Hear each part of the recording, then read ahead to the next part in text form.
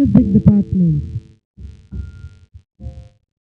Play until the VC.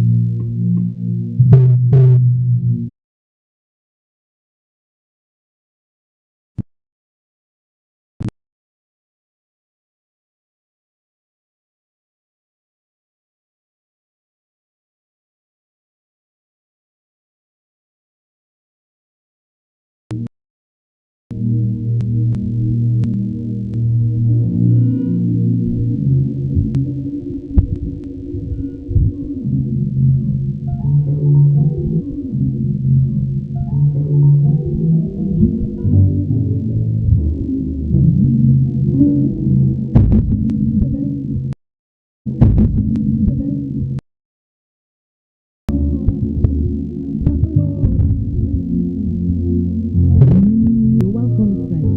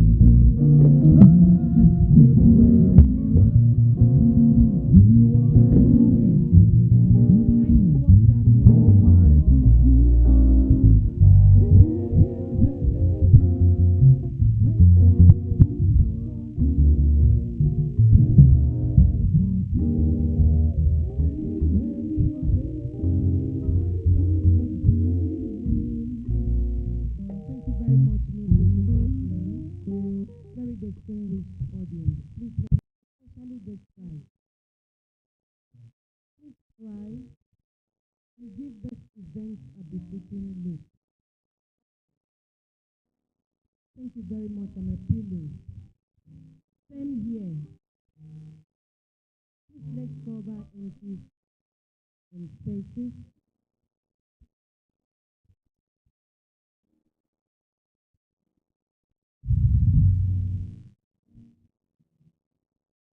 If you're not a member of Senate, please, you're not permitted to sit there. Still some guests, please. Relocate, enter this other side. Thank you very much.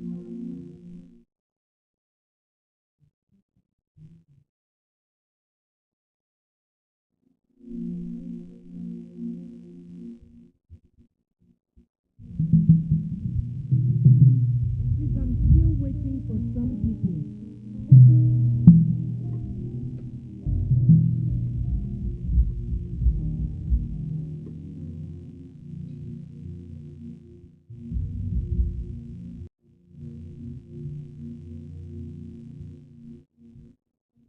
Yes, please keep coming.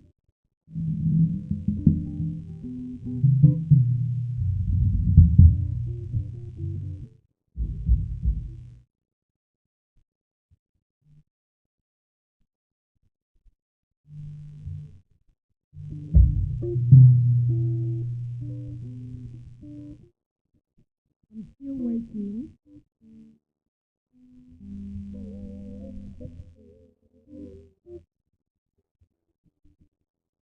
No.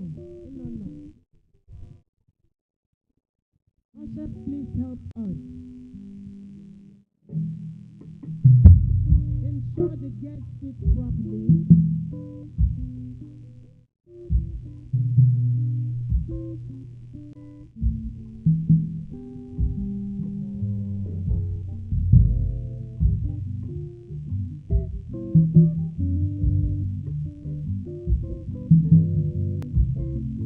Please keep coming. Sit in yourself. We're running late.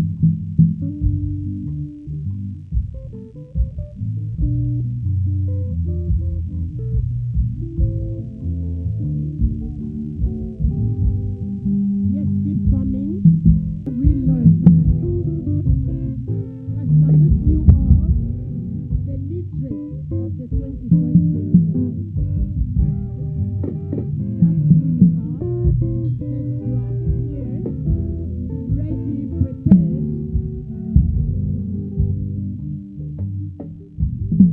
Speak to learn, unlearn, and relearn about the second public lecture.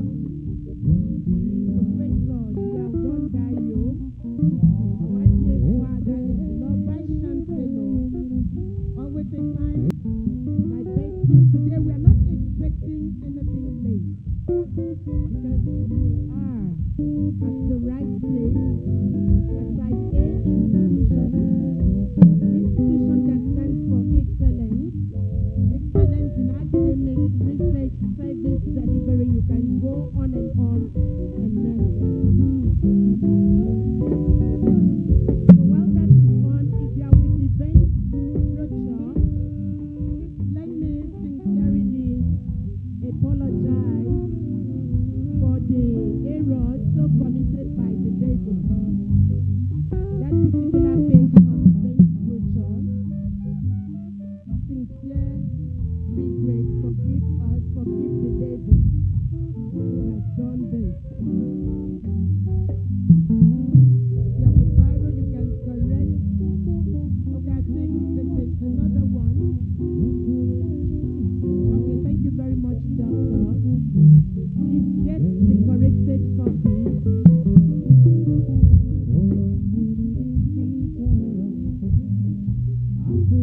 That will remain our job working through for today. Please help us.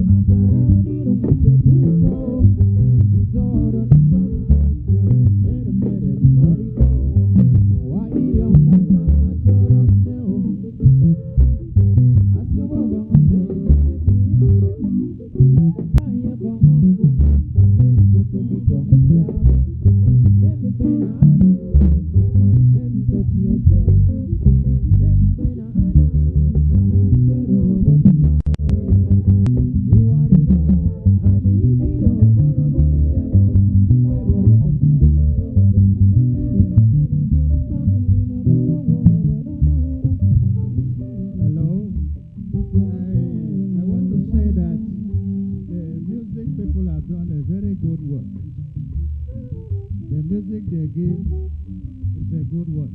And I notice they are nodding their head or beating their feet.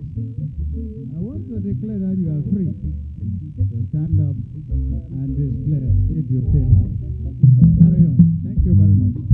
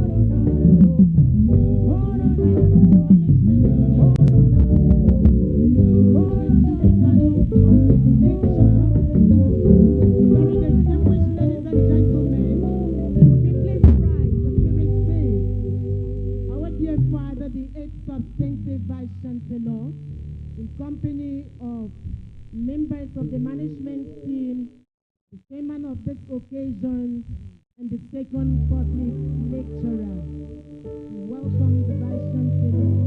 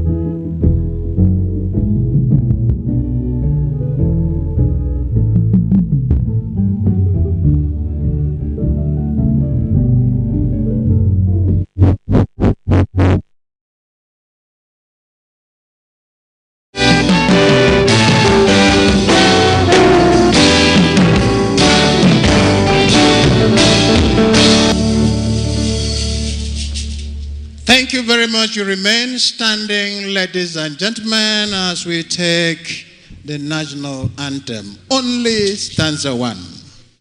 Nigeria, we hail thee.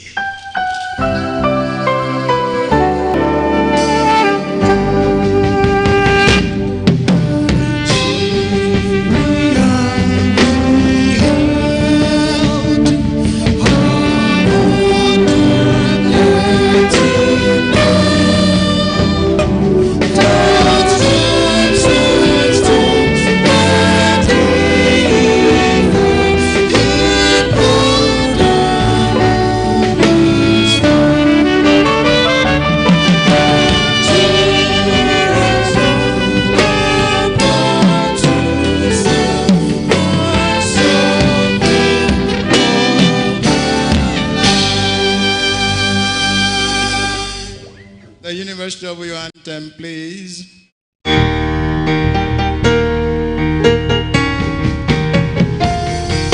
Let us arise, for the light of wisdom is born. This citadel, our bread for business, from rosary to its apogee. And steps like a giant in the African soul.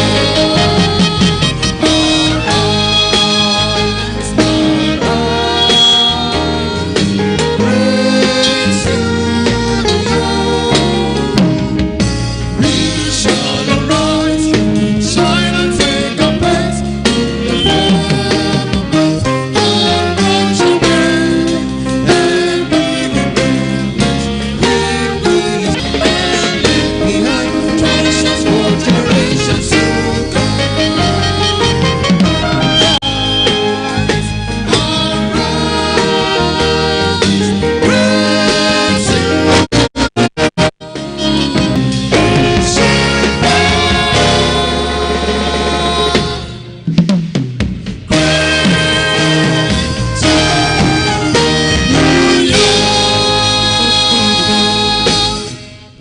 Please, while still standing, I respectfully request the Deputy Vice Chancellor Administration of this university, Prof. Akintunde, to give us the opening prayer. Prof.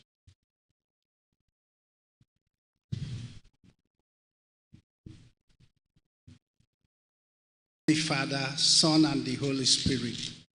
Lord, we are grateful to you as a university. We are grateful to you for the life of Professor Nyaudoh Ndaeyo'S. We are grateful that you have initiated this lecture. Not only have you initiated this lecture, you have shown us by your grace enable. We finished the first lecture, and to the glory of God, we are on the second lecture. Lord, it is only you who can do this for us. We thank God for you for bringing Professor Ndaeyo'S to come and work here with us, strengthen the university, because we, his friends, will follow his footsteps. And through that, many generations will come to live an excellent life that saves God and stand always for God. In the name of God, the Father, Son, we thank everyone who has come and wish that this lecture will be nourishing and will edify all of us.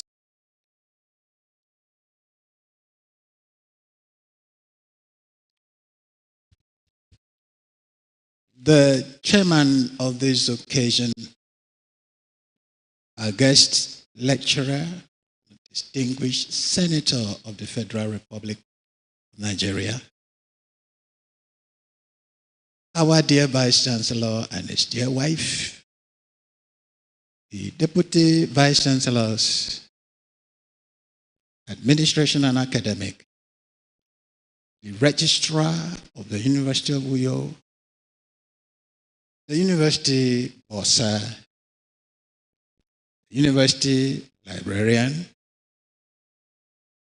Deans of faculties and head directors, high-ranking administrators of this university, our dear royal fathers, members of Nkari community where the Vice Chancellor hails, members of the University of Uyo community, distinguished guests invited from far and near, statesmen, technocrats, professionals and captains of industry, of Senate, students, gentlemen of the press, these gentlemen. I am pleased really this afternoon to welcome all of us to this great occasion. It marks Professor Nyaudoh Ndaeyo'S Setting Energy Poverty in Nigeria, Insight and Implication for Rural Areas. As we start this program now, after all the rites have been observed, including the prayers, as is becoming of this university, I want to apologize to all of us that justly crept in, and we may not follow it strictly as you see, and where we make adjustments, please bear with us. Thank you very much for being here. We go to the program item number 3. We will recognize the personalities here. God recognizes you. Thank you very much. Distinguished ladies and gentlemen, I want to begin by introducing the chairman of this occasion. The chairman of this occasion is not a stranger to the University of Uyo community. He is our member, an ambassador from here, serving in the state government as the Honorable Commissioner for Health. Before he left, he was the provost of our College of Health Sciences. He's a medical practitioner. He is Professor Augustine Umar. Prof, that's the chairman of the occasion. A better round of applause for the chairman. Next to the chairman is a distinguished Nigerian who has become a big catch for this university, having accepted to come and deliver this lecture. I mean the second public lecturer of Professor Nyaudoh. He is a senator of the Federal Republic of Nigeria and a House Chairman, Senate Committee on Environment. He is the Vice Chairman, Senate Committee on Education. He is always found to be the shadow behind lots of development in tertiary institutions from the West. We are pleased to have in our midst the Professor Nyaudoh Ndaeyo'S second public lecturer, in the person, not represented, in the person of Senator Yunus Abiodun Akintunde, Ph.D.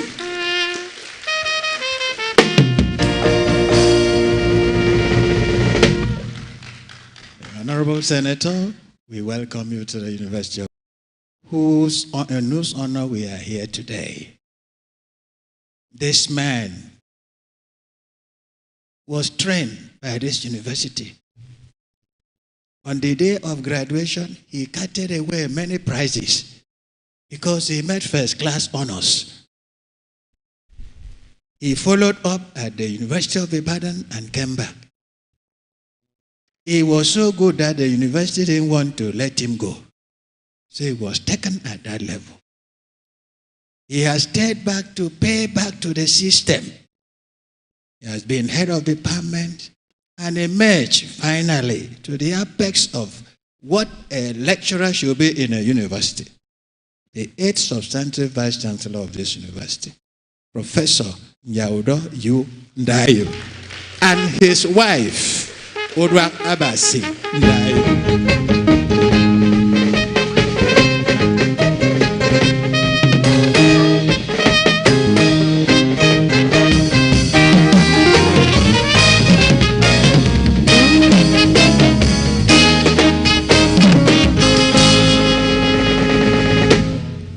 Thank you very much.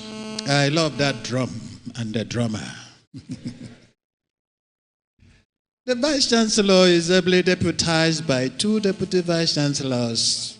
One is Deputy Vice Chancellor in charge of administration, an engineer by profession, Professor Akintunde. He prayed when we started. Prof, you are recognized. Please join me as I recognize the Deputy Vice Chancellor Academic, also from this university. She equally carted gifts on the graduation because she also made a first-class honors in the Department of Religious and Cultural Studies. Professor Antonia Essien.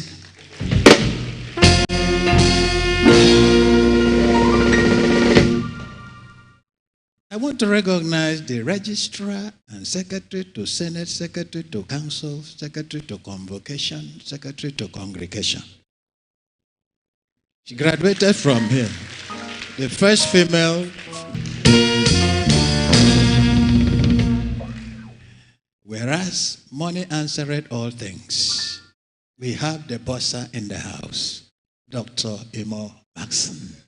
Fred told me that as a student, the first place you know should be your way to the library. The university librarian is here, Dr. Mary Bassey.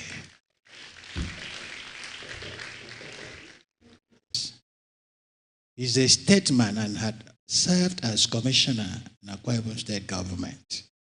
He is an economist. He's the deans.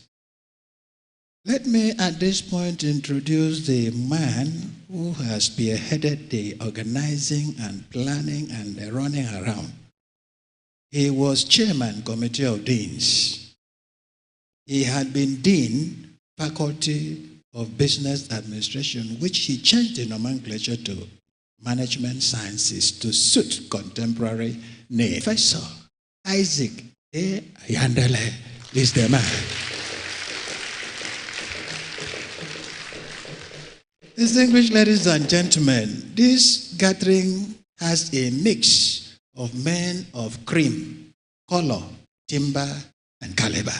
I want to recognize a retired but not tired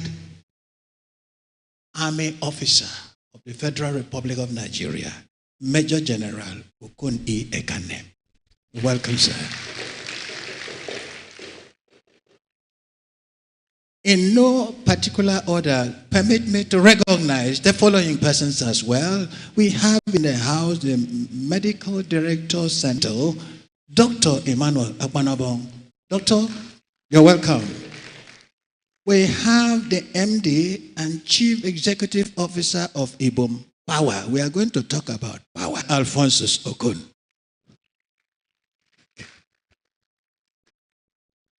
We have in the house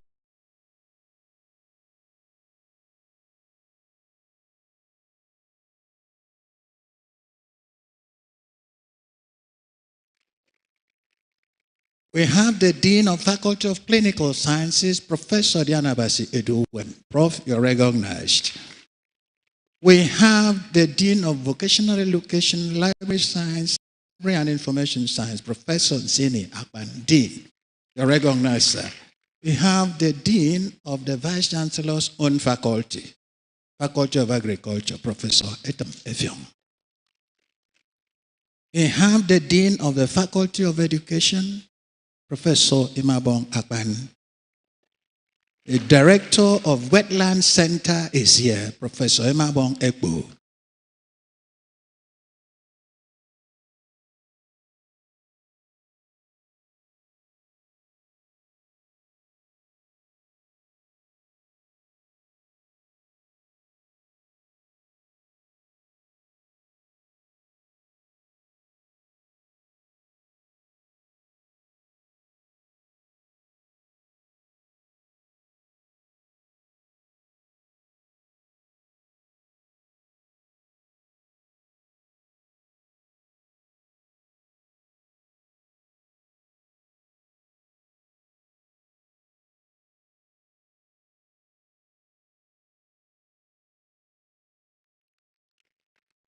The National President Council of Vocational Educationists of Nigeria is there, Professor.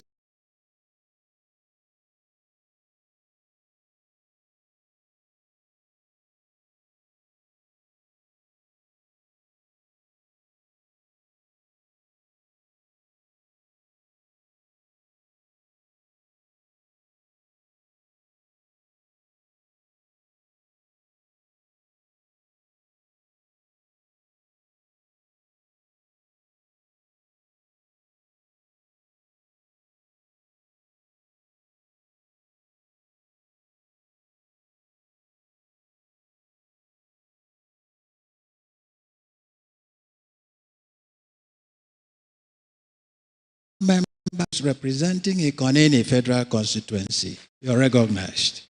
We have here the Director, Center for Gender Studies, Dr. Uyai Emmanuel Akpanabong. We have the Director of School of Continuing.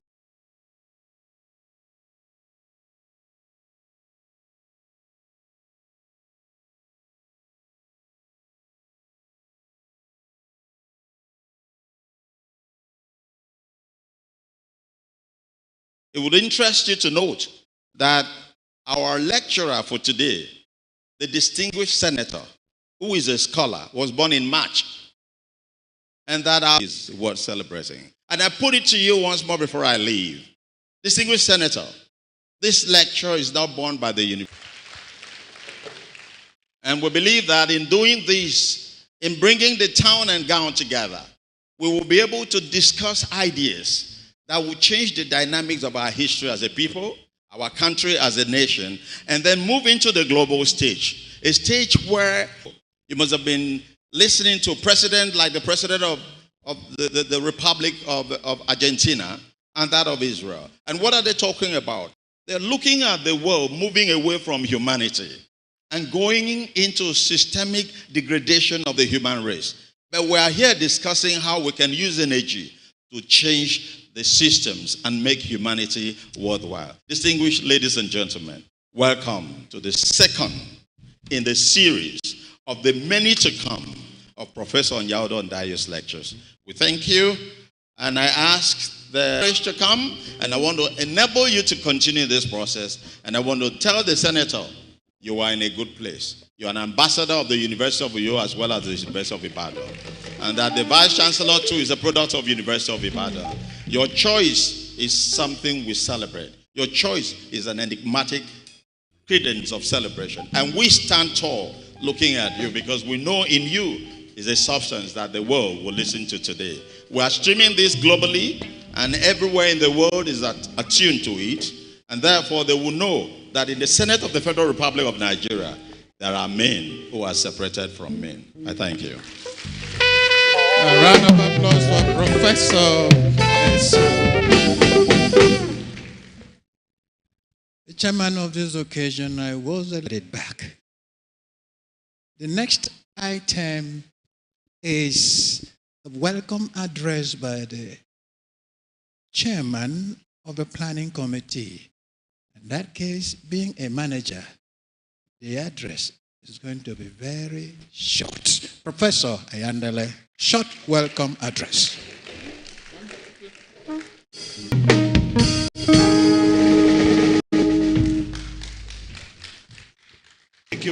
Iron and some other valuable items.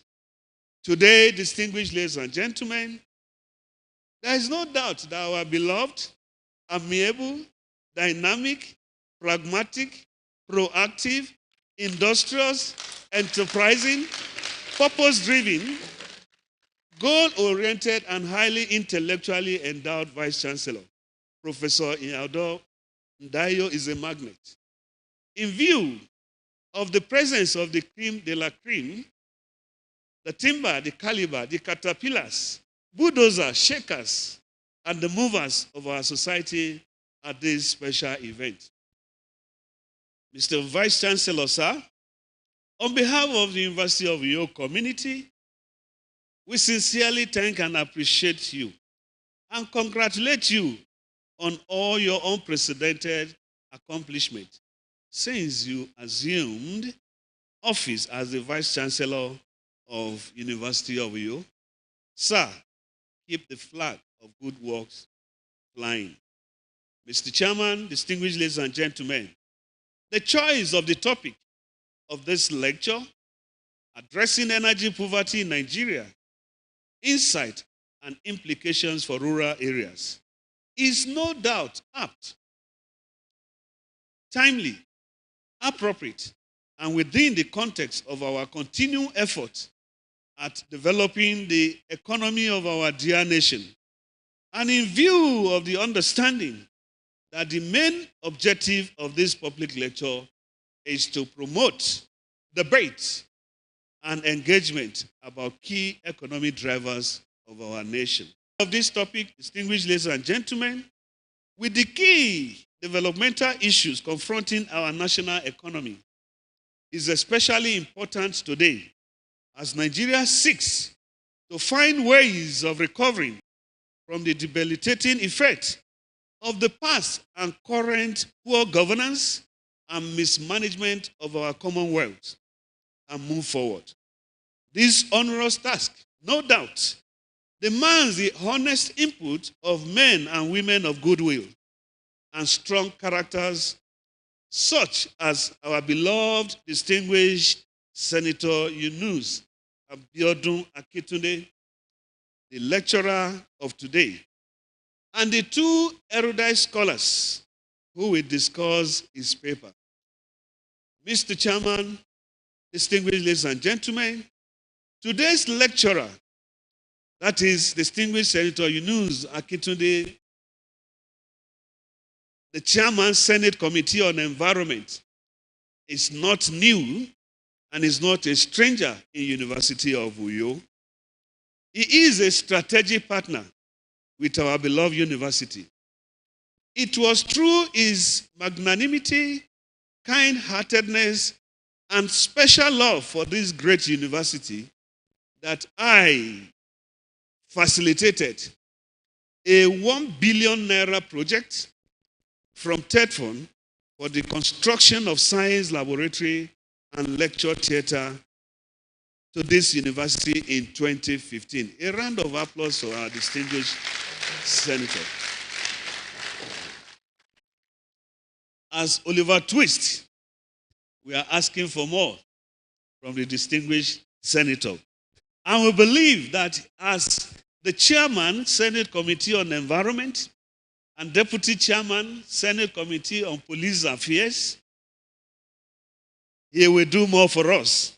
And most especially now that we are fighting and waging wars against this severe university that are threatening the continuous existence of our. This lecture will be a valuable and informative experience for all of us. So let us make the most of this opportunity and take away something new and exciting. In addition to the intellectual stimulation that we shall receive here today, the planning committee of this event has also made provision for your physical well-being and welfare. Strong, energized, and focused throughout the life. Once again, I sincerely welcome you to this second Professor Nyaudoh Ndaeyo'S public lecture. Amedio.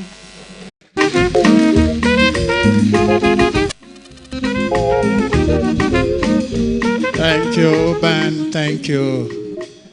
We thank Professor Yandele for being an expert manager. The chairman, sir, distinguished ladies and gentlemen, may I have the honor then to recognize his state as rector, the Kada Skills Acquisition Center, the former Deputy Vice Chancellor Administration of this university, Professor Nwaniba, Prof. The VC said you should be recognized. You're welcome.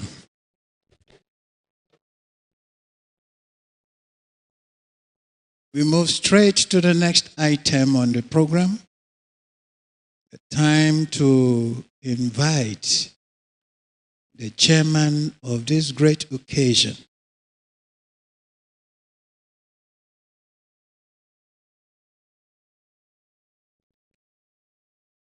okay, still by the request of the Vice Chancellor, let me quickly recognize Honorable Elder Dr. Etetum Awatum. He's a former council chairman of the local government. Awatum, you're welcome. Thank you, sir. Let me invite the chairman of this occasion, our former provost, Yunus ambassador to Akwa Ibom State Ministry of Health, the Honorable Commissioner, Ministry of Health, Akwa Ibom State, Professor Augustine Umo, for his opening remarks as chairman of this occasion. Distinguished ladies and gentlemen, a round of applause for the chairman as he comes for the opening remarks.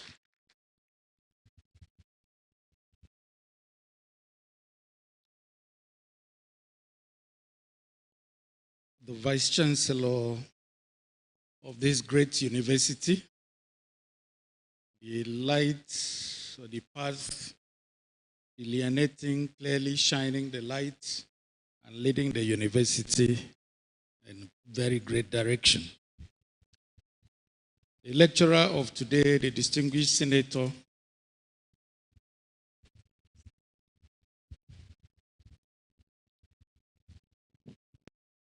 the lecturer for today,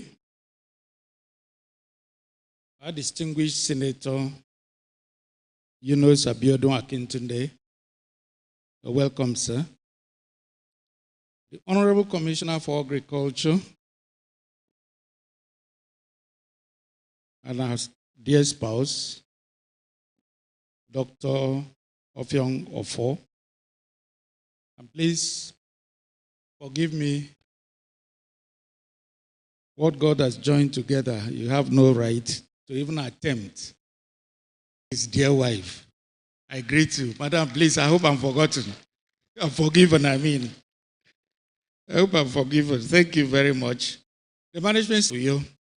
Ladies and gentlemen, I'm of light weight, so I can afford to stand on the already established protocol, unlike Prof. Every day in the life of this university. And for me particularly, when I was asked to chair this occasion, I was aware of the first lecture, and I wasn't of this. I appreciate the committee of nice foot first in a very great and positive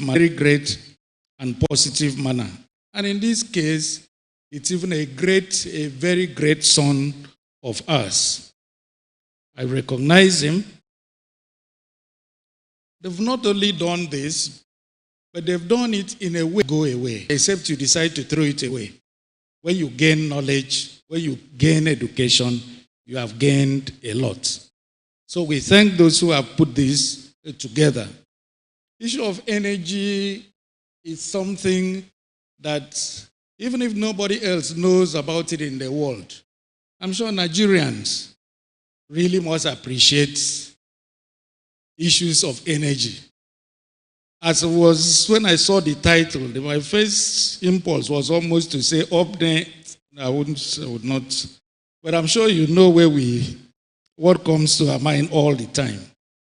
Because as of January this year, it was assessed that almost 45% of Nigeria has lack of does not have electricity. And others have even stepped forward to want to provide information to make sure that we get this lifted. Over the time, for many years now, Nigeria has struggled to provide power to its citizens. But it seems that as it comes up, it goes. As it comes up, it goes. And it becomes a topical thing for a long time now. And then steps in renewable energy. With the Renewable Energy Association of Nigeria stepping forward to propose a 40% stake in the energy use in Nigeria by the year 2030. All these are steps to want to move forward. Because we know you really would need energy. You certainly would need energy. Akwa Ibom State recognized this long ago, and therefore set up the Ibom Power, taking steps in different ways to be able to provide for its citizenry through power. It set up Ibom Power. The state has also provided, in addition, huge investments in the area of power.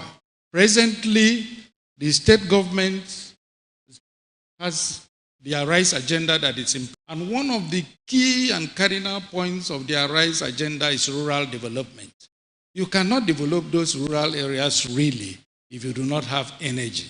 And so when I see the topic of the lecture today, addressing energy poverty in Nigeria, insights and implications for the rural areas, I tell myself, this is very apt. I must listen to it. Who knows? I might pick up one or two things that I might take back to the Executive Council to help us in implementing the Arise agenda of His Excellency vis-a-vis. Thank you, dear Chairman. I want to quickly invite the experts with a tilt to rhetorics to come and present the citation of the Vice Chancellor, Professor Peter Isu. Again, a round of applause for Professor Isu. Oh, that is not enough. You must celebrate our own.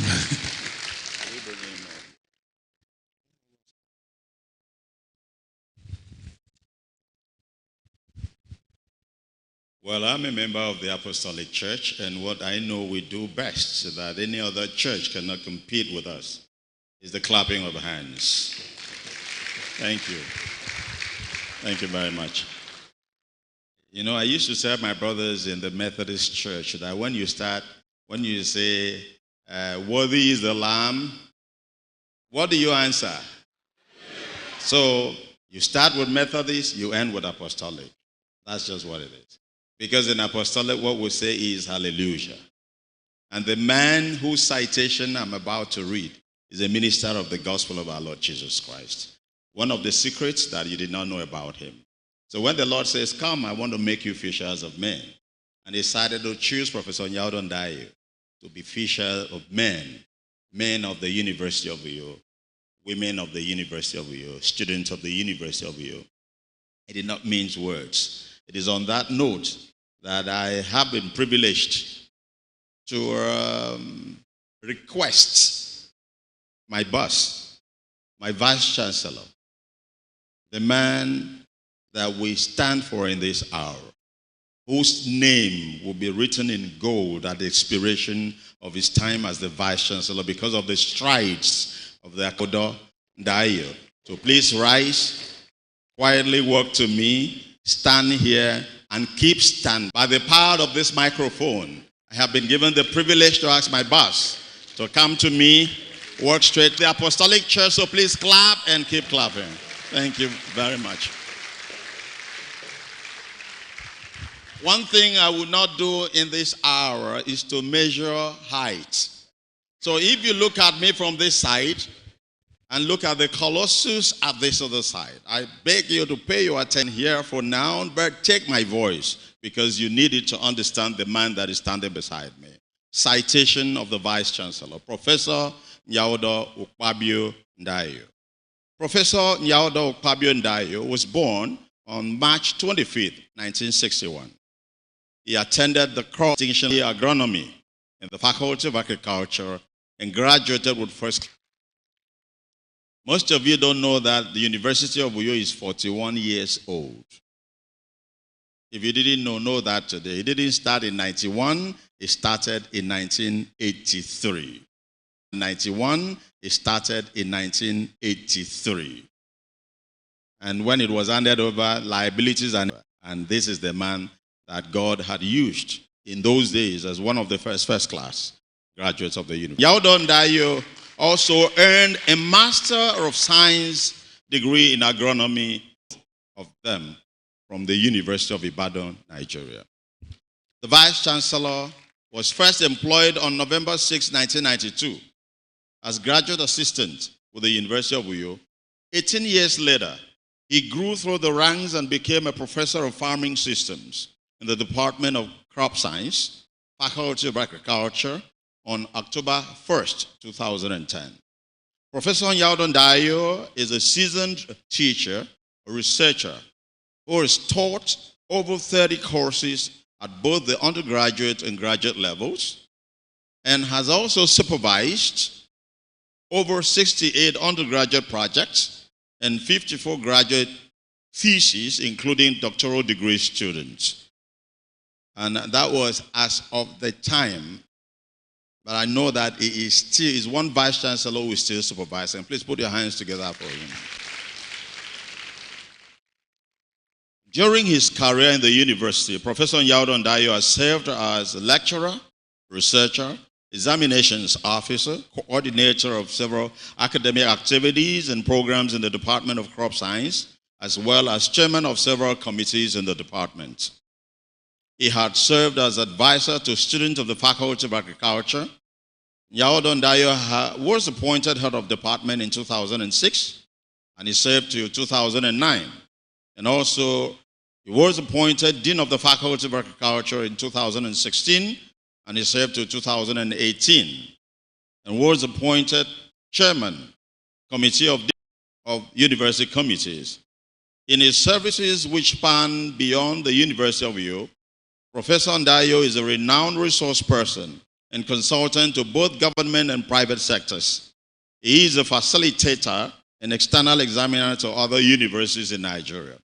He is a member of several professional bodies, including Crop Science Society of Nigeria, Farm Managerial Society of Nigeria, among others. Professor Nyaudoh Ndaeyo'S is a prolific publisher of books, who has a lot of book chapters and articles and learned journals and proceedings of conferences. He has 21 conference papers and 152 journal articles and numerous book chapters to his credit. Until his appointment as the Vice Chancellor, Professor Nyaudoh Ndaeyo'S, Vice Chancellor Administration. Before that, he is married with 2 children. He's married to a beautiful wife who is seated here, to whom I will please ask to rise and take a bow to be the beautiful lady that is behind our Vice Chancellor.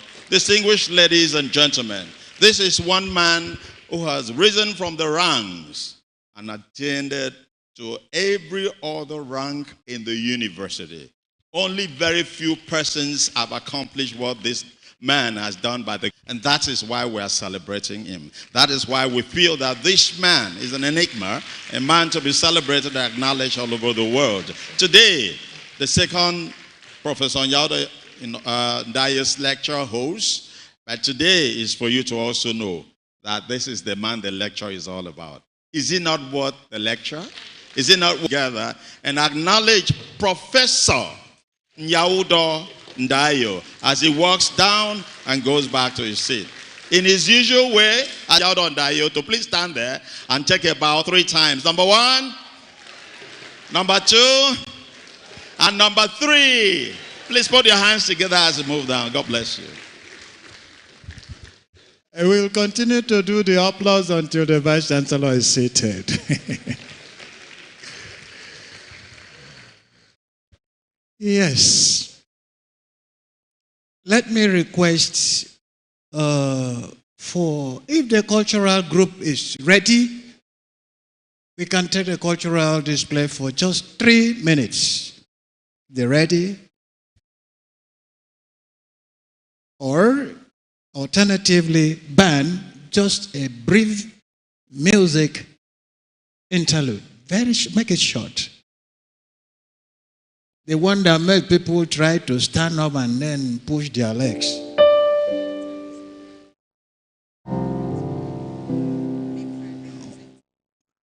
Honorable Lawrence Udoidem, member representing in a state constituency. Honorable, you are warmly welcome to this event. Honorable Elder Amana Mkanga, Senior Special Assistant to the Governor, Political Bureau, you're welcome. Yes, interlude, music.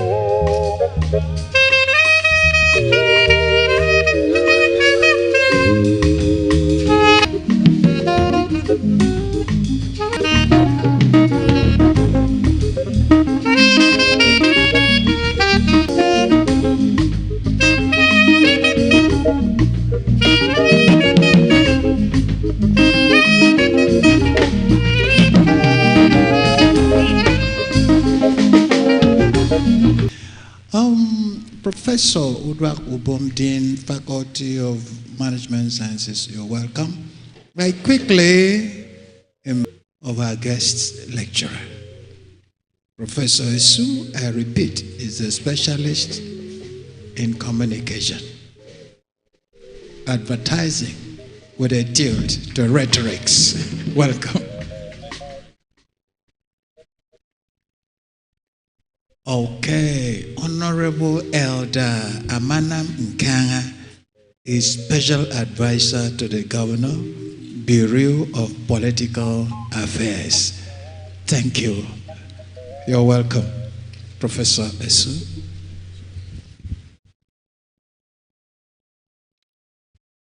Distinguished ladies and gentlemen, most people do not get to see the senator, sometimes senator representing them, except on special days. There's some of them set aside for what they call dividends of democracy.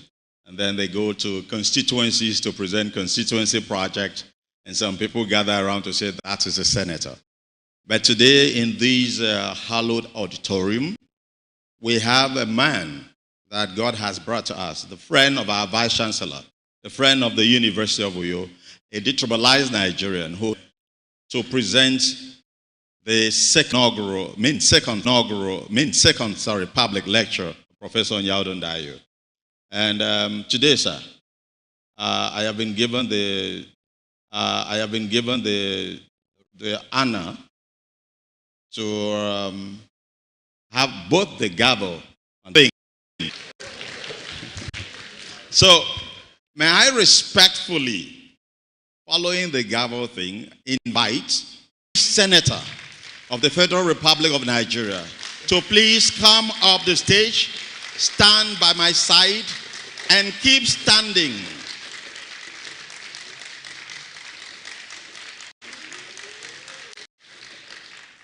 Thank you. Thank you very much. I'm sure when he gets to the Senate, he will tell the President of Senate of the Federal Republic of Nigeria I came to your land. I visited your people. They are lovely people, and I have been so entertained. I went to the University of Uyo, and I saw very distinguished people, but I was asked under the gavel to come remain standing. Distinguished ladies and gentlemen, please put your hands together for distinguished senator. Dr. Yunus Abiodun Akintunde was born on the 6th of March, 1962. My Vice Chancellor is about a year older than you, but you are about some days older than the Vice Chancellor. The Vice Chancellor was born on the 25th of March. You were born on the 6th of March. The ancient town of Oyo State, Nigeria. He had his primary and secondary education at Ansarudin Model Primary School and Orion Grammar School in Oyo, respectively. In furtherance of his education, he proceeded to the Polytechnic Ibadan, where he obtained a National Diploma Certificate in Physics with Electronics. Thereafter, he proceeded to the Lagos State University, LASU, where he obtained his Bachelor of Science Honors in Physics and a Master's degree in Public Administration, respectively. Later, he went to the University of Ibadan, where he got his Master of Science in Energy Studies and a Ph.D. in Energy Studies. The first Nigerian to hold a Ph.D. in Energy Studies is Dr. Yunus Akintunde. As a grassroots personality, Akintunde's love for his people is legendary, and for his altruistic and philanthropic activities, he has had the privilege of holding several political appointments, which included but not limited to the following: Commissioner of your State Civil Service Commission between 1999 and 2003, Commissioner for Works and Transport of Oyo State between 2011 and 2012, Executive Assistant to the Governor of Oyo State between 2014 and 2015. Dr. Akintunde was the patron of the National Youth Council of Oyo State, the National Youth Council of Nigeria, Oyo State Chapter, and the first president, Center for Petroleum, Energy, Economics, and Law Students Association, University of Ibadan. He was honored with Meritorious Service Award by the Nigerian Society of Engineers, Ibadan branch, in 2012, and became a registered environmental manager in 2016. He became a senator of the Federal Republic of Nigeria in June 2023. Please, I think he deserves an applause. In a society where it is very rare for intellectuals to be admitted into such political energy, this man exudes such energy that today, if he talks about energy, he radiates energy. Senator Yunus Akintunde is a thoroughbred politician and intellectual who, through various programs and projects, has succeeded in bringing the gown to the town. Amongst his publications and his seminal works on energy studies are too many other works which include dimensions of energy poverty and rural electrification in Nigeria. He was decorated as one of the University of Ibadan ambassadors at 75. Please put your hands together for him. He was decorated as such in 2023 November. But today, in 2024, in this citadel of learning in the University of Uyo, he has also accepted to become the ambassador of the University of Uyo in 2024. In January 2024, Senator Yunus Akintunde was awarded the Vice Chancellor's Special Meritorious Service Award on Environmental Management by the Federal University of Oye Ekiti in Ekiti State. Distinguished ladies and gentlemen, it is a great honor to introduce to you this august gathering that is taking place in October. A great son of Oyo State, a lover of Akwa Ibom State, a detribalized Nigerian, a great political intellectual, a distinguished alumnus of the first university in Nigeria, the University of Ibadan, a distinguished senator of the Federal Republic of Nigeria, the chairman, Senate Committee on Environment, and the deputy chairman, Senate Committee on Police Affairs, the man who is so detribalized that it does not matter where you come from. A man who accepts all that comes to him and is ready to give as much as he can to the people. I have the singular honor to present to you the second lecturer of the Professor Nyaudoh Ndaeyo'S lecture, Dr. Yunus Abiodun Akintunde, the distinguished senator of the Federal Republic. Thank you, sir.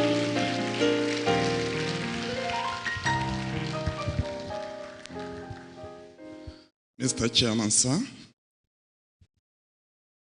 the celebrant, the #1 citizen of University of Uyo, and his very beautiful and lovely wife, the traditional members of the traditional councils. I'm from Oyo, and if you go by history, Alafin comes first. So we normally greet our traditional rulers. If I'm breaching the protocol, please pardon me. That's our own style. I greet the traditional rulers sitting down here. I want to take the indulgence of the chairman to deviate a bit. Mr. Chairman, sir, Akwa Ibom State is in a mourning state. That is to the best of my knowledge. We lost the First Lady a few days ago. If the chairman so permits, I want to request that we have a 1-minute standing for the late wife of the governor of Akwa Ibom State, our dear sister and mother, Pastor Mrs. Patient Ulmo Eno.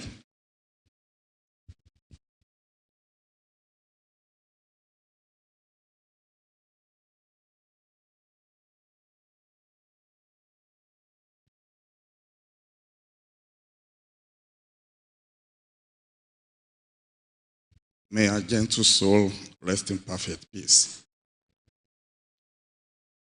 Thank you. You can have your seat. I felt honored when I was approached to come down to University of Uyo for a public lecture. And I could not be wrong. Mr. Chairman, as I was sitting there and listening to the moderator, I lost the count when he mentioned 56 professors when he was introducing people here. And I was thinking, how can a PhD holder be lecturing professors? So I've decided to call myself guest speaker. I think I'm right. I want to be a professor. And if they have it on record that you've said you've lectured a professor, you know what happens in the academics? They say, okay, you meet us there. Whether you are my lecturer or we are your lecturer, you will meet us there. I'm not lecturing, sir. I'm a guest speaker.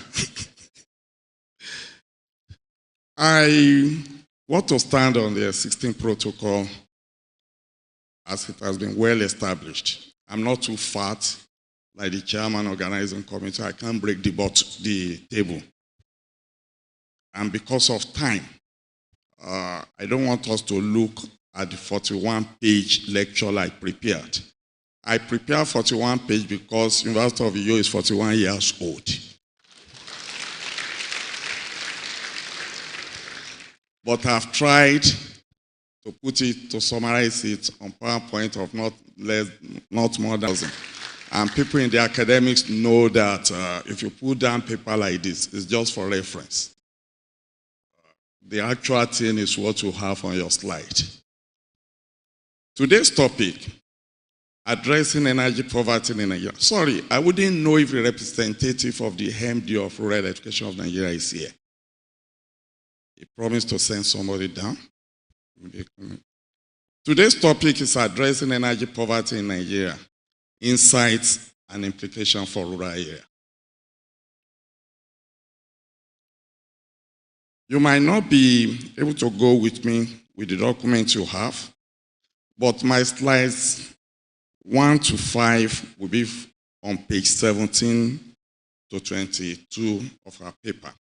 And what we have is agenda. Introduction, energy poverty in Nigeria, rural electrification, policies and institutions, constraints to the effectiveness of rural electrification and energy poverty in Nigeria.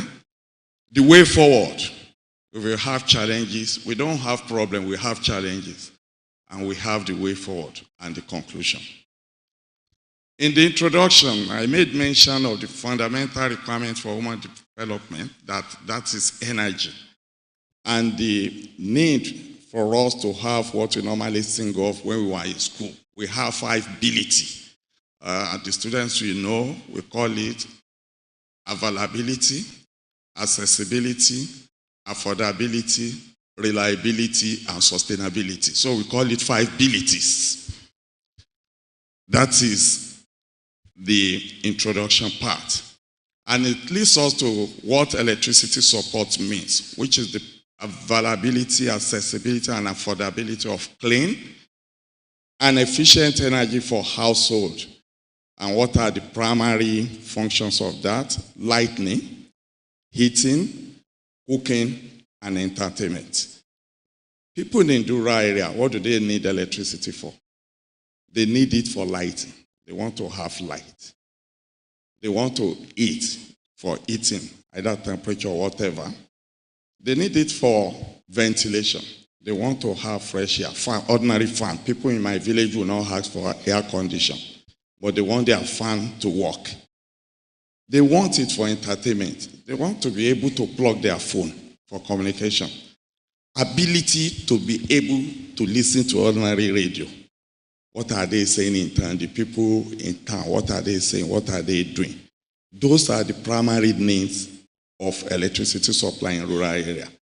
And it goes further to say that there are some other essential services like education. You will believe with me that if you have a child that has to read with this electricity supply, and another child that has to use lantern or iPod to read, one will read longer than the other. It goes like that. It's good for commercial services. Where you have markets that will have electricity supply, people sell, they spend longer night. Energy is energy poverty. And what is energy poverty? That is inability to have access to adequate supply of electricity for basic needs. If you don't have that, you are energy poor. The same way the economists will be defining their own economic poverty. The same way the medical people will be telling you of health poverty. The same way the sociologists will be telling you of intellectual poverty. We are defining energy poverty as inability to have access, that is accessibility, to electricity for basic need of life. Those the supply could be available, but once you cannot afford it, it means you are poor. Let me put it by the side on the north, that people will remember, immediately we came in last year, federal government removed oil subsidy on petroleum, not all oil, on PMS. 2 weeks after, Nigeria Regulatory Electricity Commission decided to convey public hearing because they want to increase electricity tariff. The young man standing here was the distinguished senator representing the poor people of Nigeria that put up the motion that NERC should stop that increment, and that was the motion that prompted the media of the National Assembly to confer me with the Legislator of the Week award. I believe we have done that to save the situation that we can remove subsidy on PMS 2 weeks after you increase electricity tariff, because we don't want energy poverty to reign more. Energy poverty is the lack of access to modern energy, as I've told us, and I've told us the indicators. That is accessibility, affordability, availability, reliability, and sustainability. Energy poverty in Nigeria, when the chairman was talking, The chairman said about 45% of Nigerians are energy poor. When I talk, I always tell people that I did my research very well. You know, I was telling the Vice Chancellor yesterday that there are some online universities. I'm sure University of Uyo is not one. Am I right? You can have degree from some university online. You can't do that in the UI, believe. You can't do that in UI. There are some universities of Nigeria, you have to be there, and they must see what you are doing. I am proud to say this, that I collected my data throughout the 6 geopolitical zone of the Federal Republic of Nigeria. And Akwa Ibom State was chosen from the South-South state as an example. In reality, my report shows, that's what I will be presenting today, that over 81 million Nigerians are energy poor.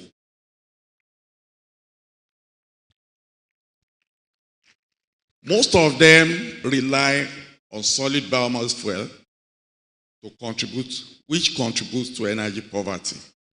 I stand to be corrected, ladies and gentlemen. If Uyo, that is a capital city of an enlightened state, people are not still cooking with firewood. Am I wrong? Are they not cooking with firewood? They are. So if a state capital, you can still see people cooking with biomass, using firewood to cook. What are we saying? I was at Dubai during the last climate change conference. And when I was contributing, I said there are some places in Nigeria. Somebody rose, a professor from University of Maiduguri, and said, not some places, that even in Abuja and Lagos, people are still using firewood to cook. And if that is the situation, it means we have challenges that we have to address. What are the challenges for the successful implementation of rural electrification in Nigeria? One, political challenges. I'm not talking of party politics, political challenges. People give priority to urban over rural area in electrification. And that is the truth about it. If I have a constituency project, I would rather want to provide electricity to people where I will get more votes. And so people that have political power will rather prefer high density, highly populated area where they will get more votes and say, look, I've put 20 posts of solar street light there, rather than take it to a village where the total number of voters will be 23 and probably your party will get 18. So the man will rather consider what will be the reward than service to the community. The economic challenges are there too. It's well known that if I want to provide electricity for people in Uyo, it's cheaper for me than going to some rural area, even in Akwa Ibom here, because of the cost. There are what we call technical challenges as well. What was operational 10 years ago might not be operational this year. I was telling a friend a story this morning. I said I have a schoolmate who read chemistry and was working with the state water board. After 31 years, they asked him to leave, and he felt angry, wanted to go to court. I told him, your chemistry was 31 years ago in the university. I'm very sure that the fact that you have been going to that office every day doesn't mean you are up to date with the modern technology. Hence, since you cannot upgrade yourself, since you have failed to go in line with the technological development, it is very sure you can't match up with the system. Let me give you a very relevant example. When we were young, up to 1998, whoever gets telephone at home will be landline telephone. I think I'm right. In my place, if your telephone has problem, you have to call 90 then. Some people will come with pickup and ladder, going on the pole, telling you it was because of rain. We have to change one cable or line, and so on. Can those people fit in the GSM system? They can't. But look at the energy sector. The issue comes from legal. Sorry, I'm jumping to legal. The way government itself package the electricity supply to us. Government told us, and we agree, that look, we want to liberalize electricity generation. I think I'm right, sir. They said, look, we want to liberalize the supply. We are holding on to transmission. You are generating. The people here, they are ready to supply. But the transmission line, are they up to date again? Most of them can't fit in to the current system of electricity production and distribution. So the challenges, don't move too fast. The challenges, as I said, there are issues with technical challenges, inadequate power generation and distribution infrastructure. Most of our transmission infrastructure are obsolete, and you will agree with me, sir.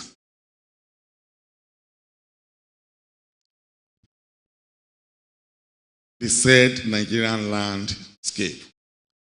Nigeria itself is the most populous country in Africa and the 7th most populous globally. The largest economy in Africa with a GDP growth rate of 3.2 over the last decade. They said our population is 206.1. They told us our population is 206.1 as of 2020. And that our diverse geography, from arid to humid equatorial climate, what are the energy resources in Nigeria? One, renewable resources. We all know there is solar, wind, biomass, hydro, and wave. Even the people that doesn't go to school will tell you, if you want solar, give us solar. They believe once you can generate electricity, you can provide electricity without using the normal grid line, you are giving them solar. So they say, give us solar. You have non-renewable resources like crude oil, natural gas, coal, and the potential for renewable energy is what I give there. The primary energy mix of Nigeria. The traditional solid biomass and waste constitute 74%, oil 13%, natural gas 12%, hydro 1%. Rural households predominantly use firewood for cooking. During my data collection and research work, I went around through southeast and south with a professor of this university. I have my research team from this university there. And I can tell you, they too are amazed at the collection we had. Because they saw me that I have to go to people cooking, discussing with them, taking them up, getting facts from them. We got a community in Akwa Ibom where the community told me that they bought the transformer by themselves. And that is another issue I want to digress and read.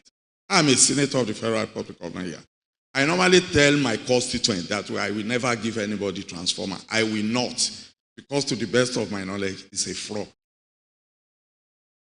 If government is providing transformer for the communities, immediately they energize that transformer, it becomes the property of the distribution company. I think I'm right. If they have reason to liquidate that company, who owns it? The owner of the distribution company, who happens to be an ordinary Nigerian like me, like you. It means we are using government money to enrich some individuals. I thank that community. When we got there, it's here. It's on the way to Aba. Anywhere from where we can get to Aba from here. The village is on the right. I went to the traditional ruler there and I interrogated the community. They said they provided the transformer by themselves. They provided the poles and the wire by themselves. And they have arrangements with the distribution company. This is the cost of this infrastructure. We will be paying you 50% of whatever bill you bring until we recoup our money back. That's a very strong decision. It's their money. Poor Nigerians will contribute money to buy transformer. Poor Nigerians will contribute money to buy other infrastructural materials. They will still ask them to bring money before they energize the transformer for them. And once they energize it, they bring bill. Is it not true? They ask people to come and pay. What are they paying for? It's as good as I standing here. Ask Ibom here, take me to Lagos. He charged me so 1,000 naira. I paid. I now sit down and they are now telling me, no fuel. You people have to contribute for us to buy fuel. That's just the meaning. Who will pay? They will charge you for what you use your money to procure. In essence, they are not providing anything. And that takes us to part of the challenges. Education. We need to educate people. We need to talk to people. We need to let people know what is right and what is wrong. And at the same time, tell them the essence of going with renewable energy.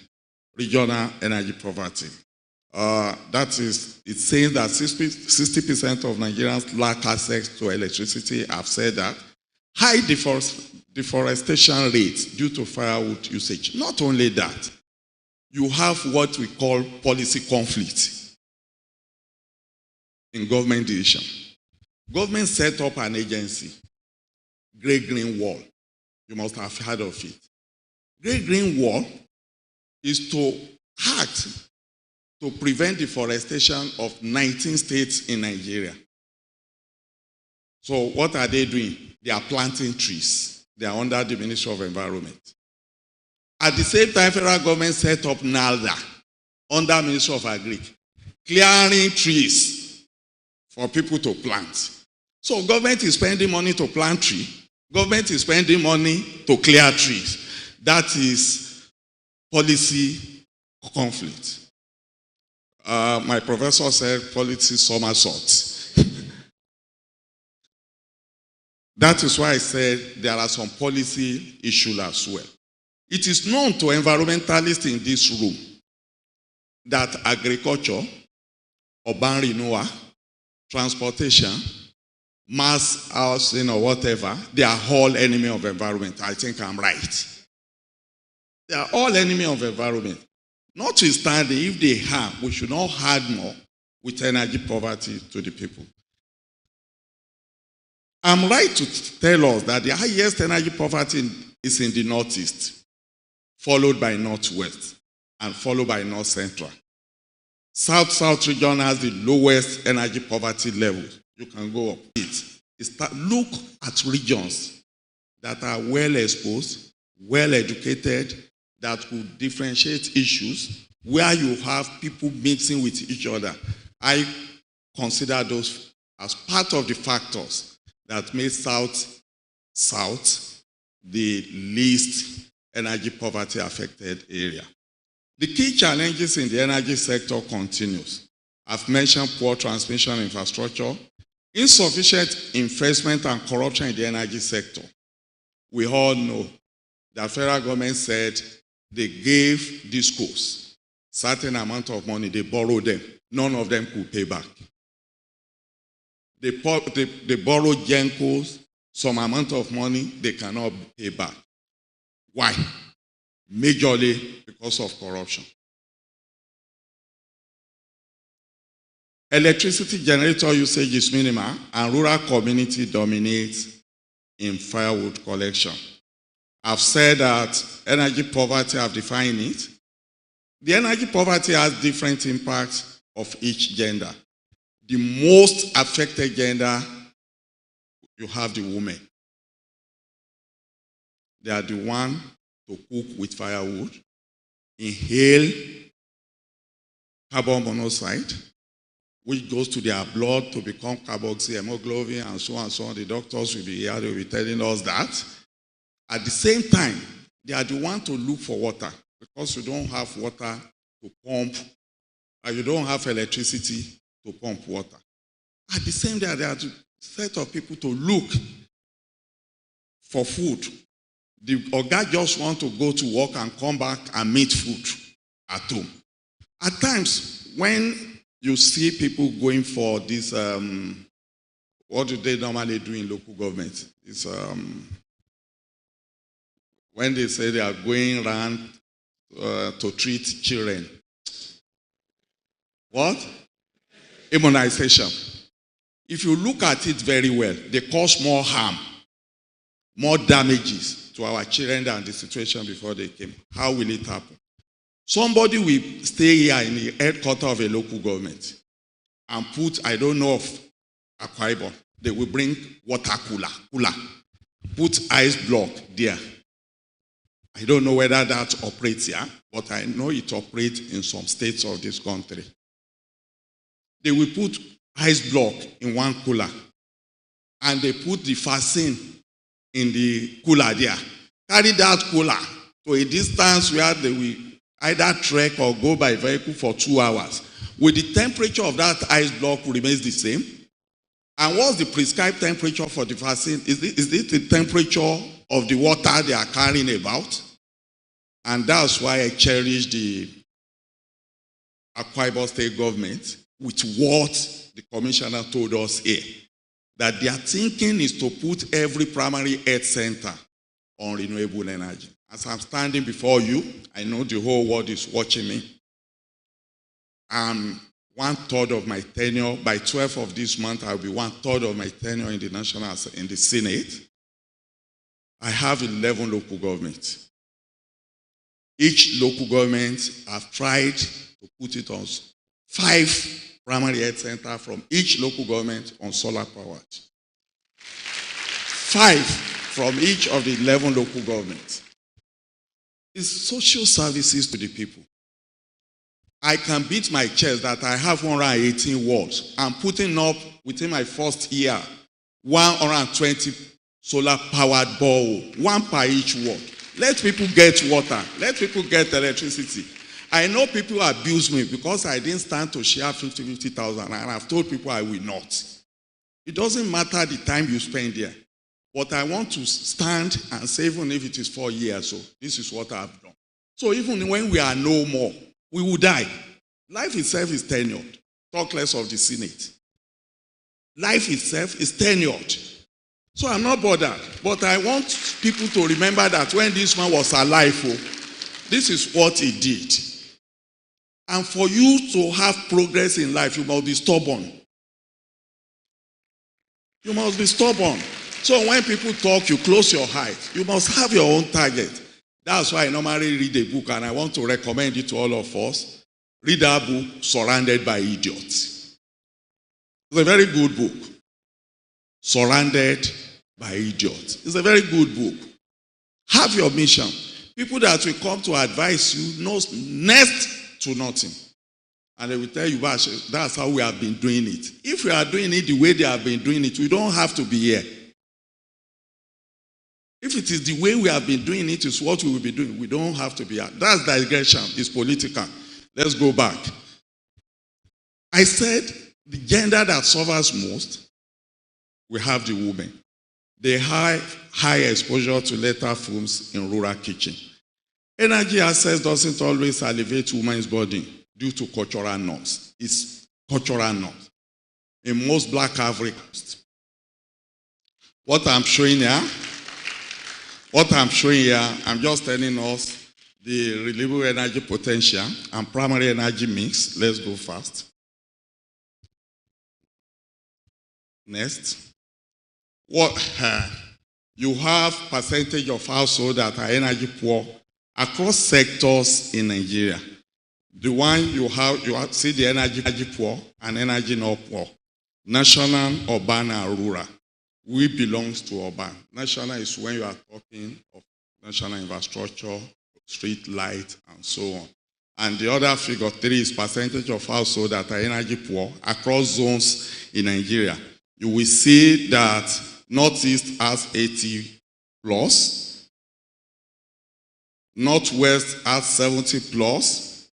North Central is 60. The percentage of people that doesn't have access to electricity, followed by Southwest, Southeast, and the praised one among them is the South-South region. Clap for yourself.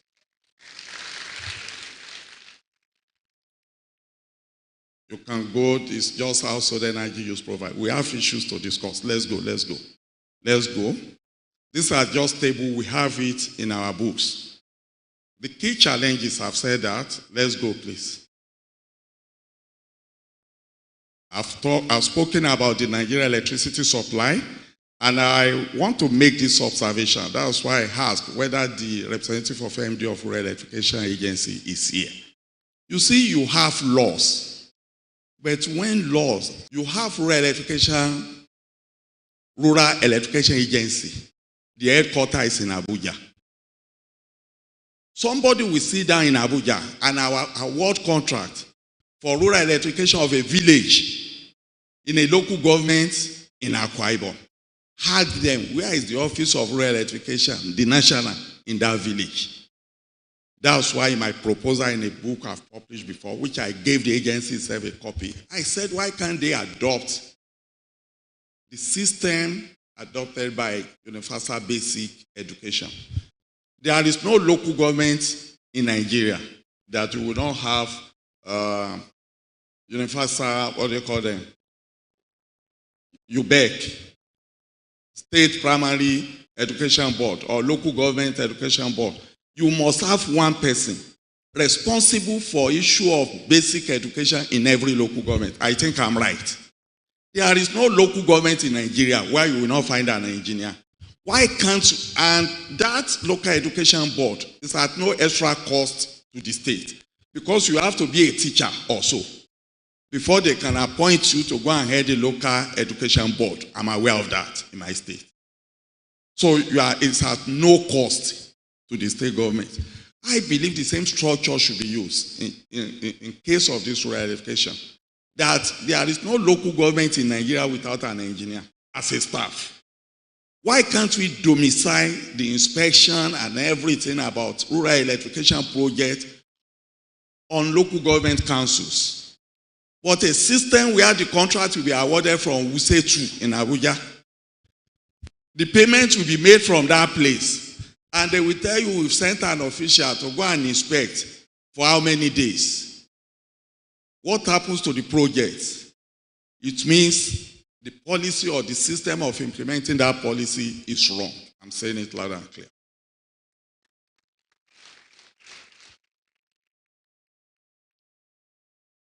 One,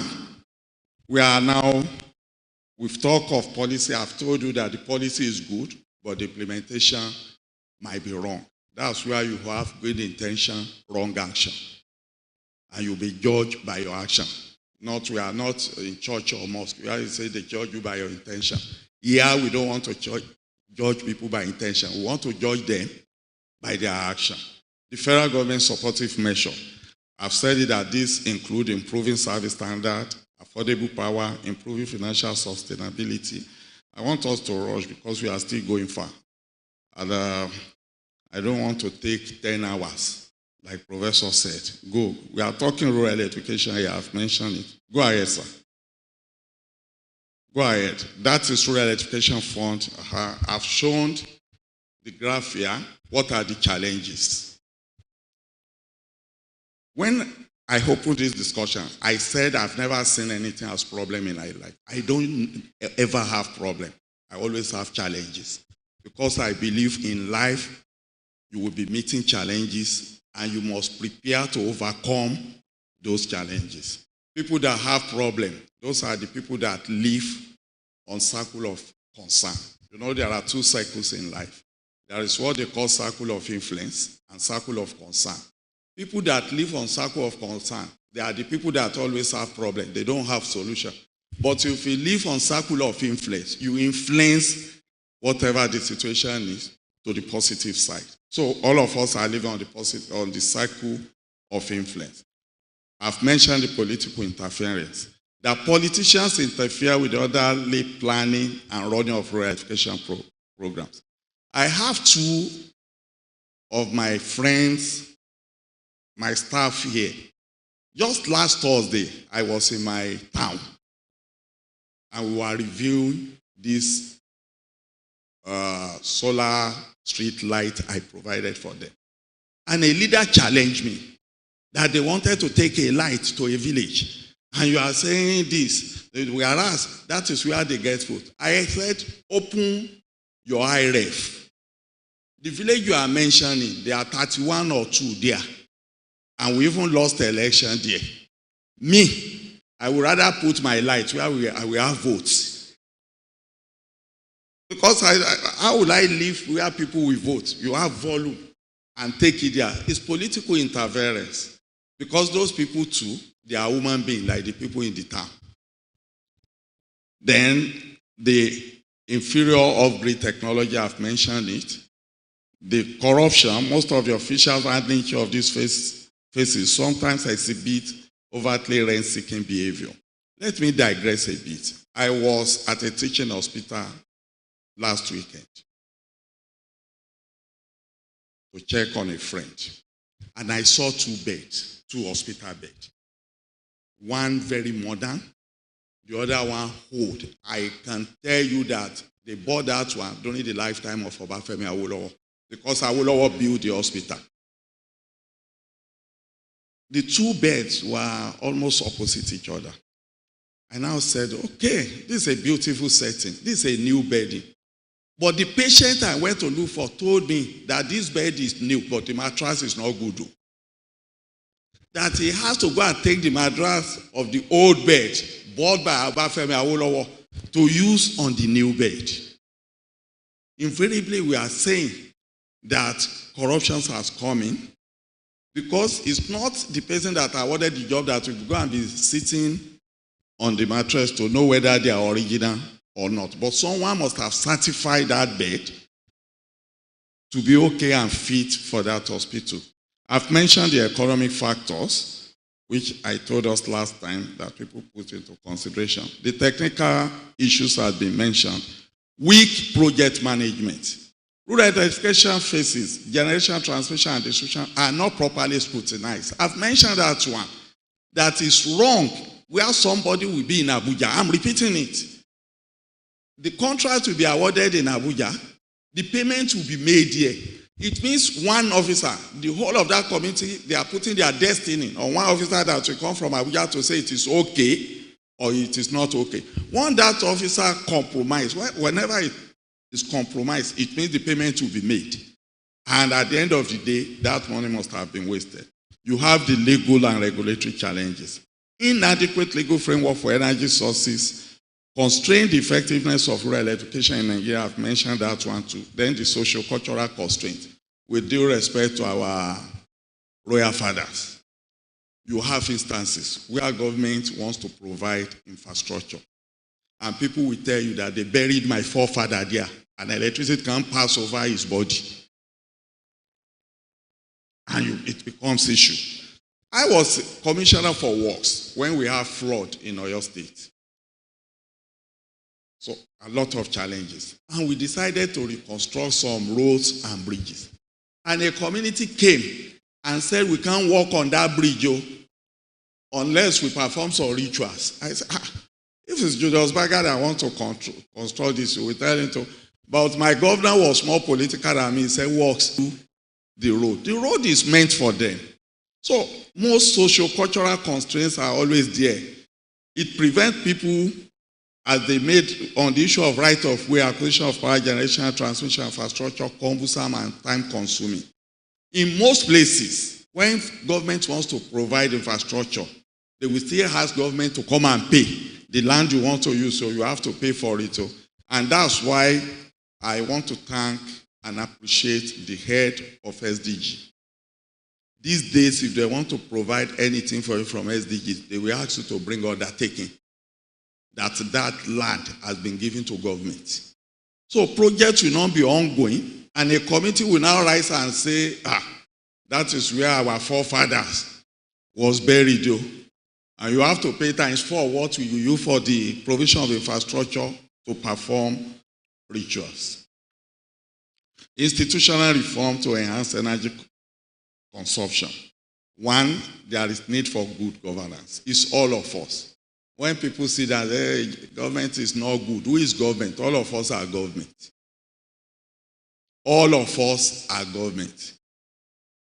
All of us are government. They say, government is not good. When you talk of good governance, it involves both the rule and the ruler. Everybody is involved.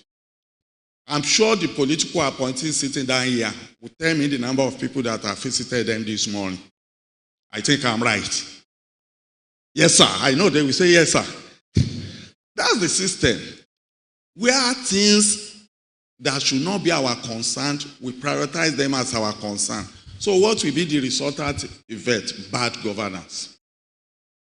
Increasing access and affordability. Renewable energy technologies.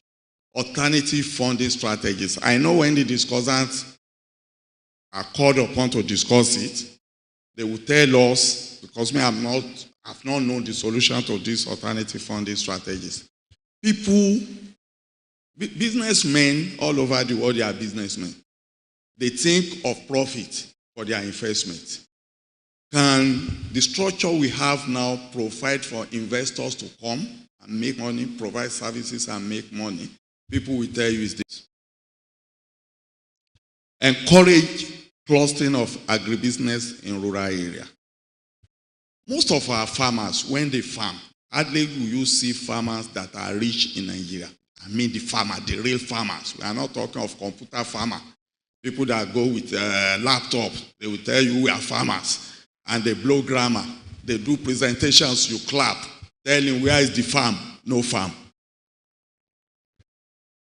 But they can do beautiful presentation. We are now talking of real farmers. People that goes to farm.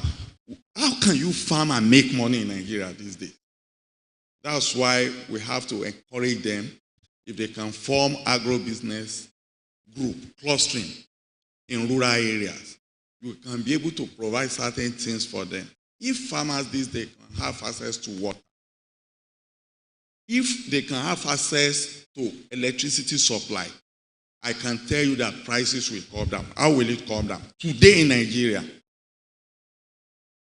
who has ever been to ShopRite and asked them there that what you put 5,000, can I pay 4,000? Do you do that there? Whatever they put there is what you pay. A non-Nigerian, a Chinese man will come. He will buy your timber at his own price. He will buy your cassava at his own price. Why would he not buy cassava at his own price? If you have first cassava, Mr. Chairman, it must not last more than 3 days. Am I right? After 3 days, the thing will get spoiled. Those people will not come to you first day. They will not come second day. 2.5 days, they will come to you, I want to buy this cassava. By then, you are thinking of not to lose everything. So you say to them at their own price. If you want to sell, I pay you this, or I move to another place. You will now be thinking, I've labored over these things for months. Okay, come and pay. God will reward me. That thing doesn't concern God. It's about you and your client. But people, it means they are buying at their own price. They will now take these things out, process it, refine it, bring this thing as chips, package it, take it to ShopRite and sell it to you at their own price again. How can you be rich? If there is any system where somebody will buy from you at his own price and he will sell the final product to you at his own price, what is your own stake there? You have no stake. How can we prevent that? What prevents you from preserving your things? Because you don't have access to energy. You need energy to preserve your product. If you have a system where I can preserve my cassava for the next 1 month, if the man says it's not paying, I say go to hell. I will preserve my thing. But I can't preserve my thing. I can't process my thing. I've had an experience of a white man that established Gary Pro's government. He ran away. We didn't see him, or Ibom ran away. We didn't see him again. because of debt. He put transformer, very beautiful plant, Gary processing plant. We ask people to bring cassava. He's processing Gary because of the cost, because of debt. Go less. Go to most filling stations. If we are going to our homes, start counting. If you are getting out of the capital of Uyo, capital of Akwa Ibom, start counting how many filling stations have closed down. Why are they closing down? They have to sell with either diesel, or even petrol. And by the time they look at the margin they will make, compare it to what the running cost will be. We have to encourage agriculture. Awareness promotion on clean and efficient energy, I've mentioned that. Alternative programs for the off-grid community, I've mentioned that. Support the development of flexible payment system. That is another time you bring economy to supply of social services, you will never go out of it. If government wants to bring economies to provision of road, government doesn't have to build road. You can never make profit on road. I think I'm right. I've been a commissioner for works. By the time we are thinking of economics of what we are doing, without support from government, we find it difficult. That is what they mean by development of flexible payment system for people. Establish an off-grid innovation and development fund. What are the way forward? One, we have to design an appropriate legal framework. And I'm involved. I'm a member of the Senate. Not only that, I'm a member of the Senate Committee on Power. I know what it takes. And by the time you look at the laws, you will feel sorry for this country. Because the laws are not in the support of private investors. They will talk over that when they come. Unless they want to tell us that situation has changed. Okay? It has not. It has not. And you can't function outside the law. By the time you want to take extra step, somebody is in court already, challenging your decision. So we have to design appropriate legal framework. The government needs to provide an appropriate legal framework to guide road electrification supply and provide climate change legislation to guide this low carbon development. Innovative financing, I've mentioned that. Information research and development. The government must adopt a clear cost strategy to improve livelihood through delivery of green and institutional arrangement, creation of green jobs in Nigeria. That's big wahala. Nigeria needs a high-quality research and development system to localize technology that is people-driven through robust public participation. Production of renewable energy technologies. If you look at solar street lights these days, what are we producing here? We are producing only the pole. The lantern, the lamps, they bring them in from China. I copied the Vice Chancellor. He has OND. I have OND. We were born the same month too. Maybe people that were born in March must have OND before having BSc.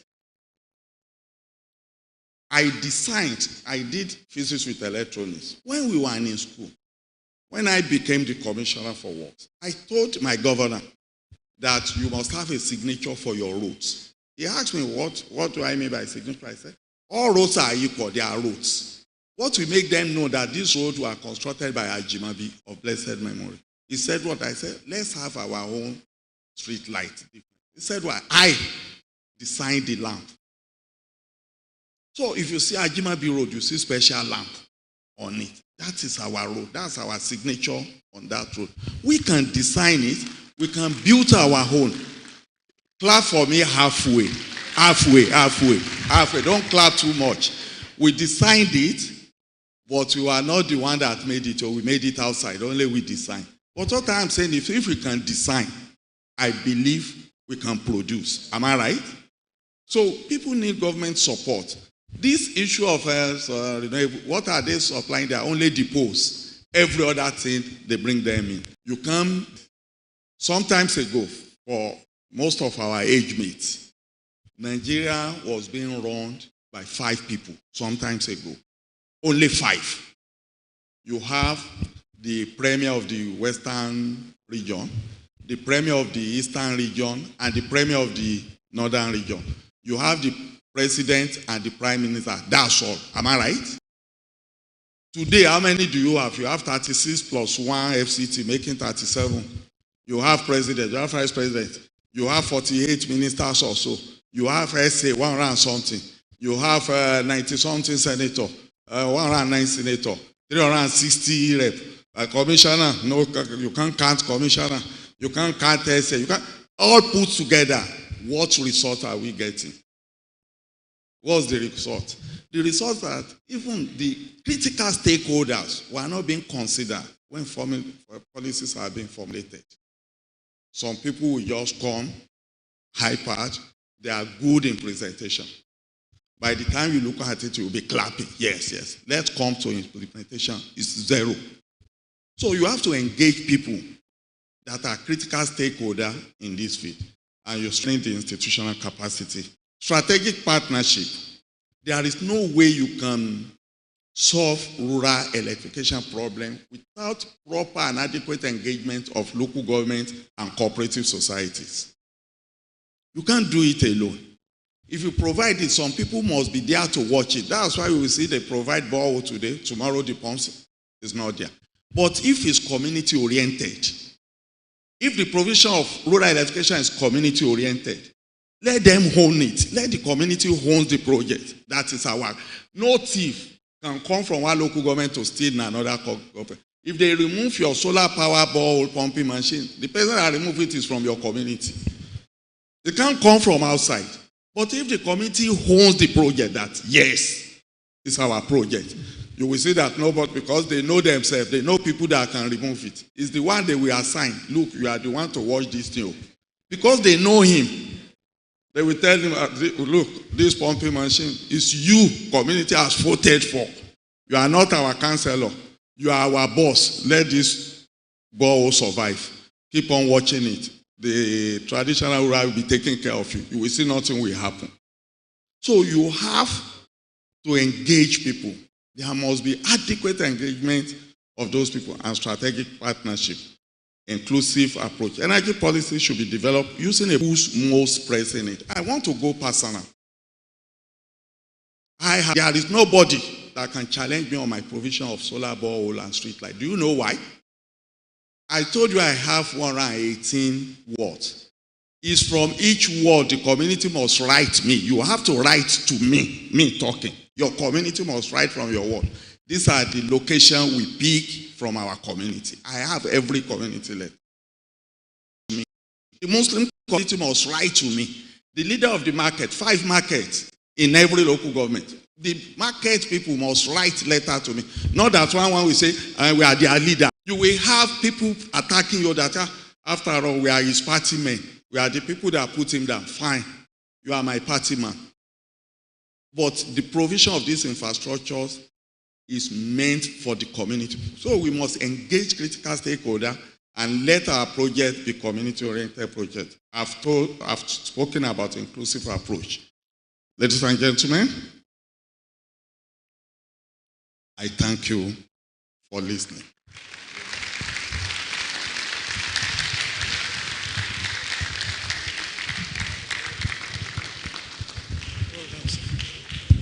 Please, the applause continues until the lecturer takes his seat. Oh, the applause has to continue, please. Don't let your hands be tired.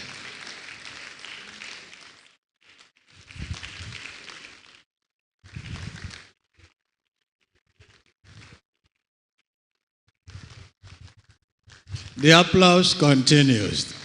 It's normally a standing ovation until the lecturer sits.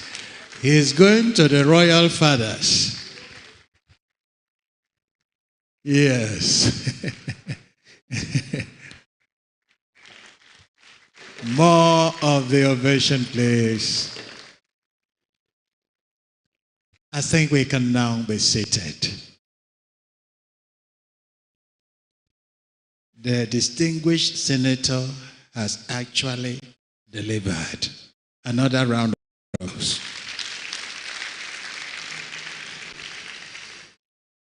the distinguished senator has just delivered came to Uyo with Honorable Dr. Kazim Adedeji, who is a former member of Federal House of Representatives. He also came with Honorable Barrister Modine Olagunju, who is a former member of Oyo State House of Assembly and a senior legislative aide to the guest speaker.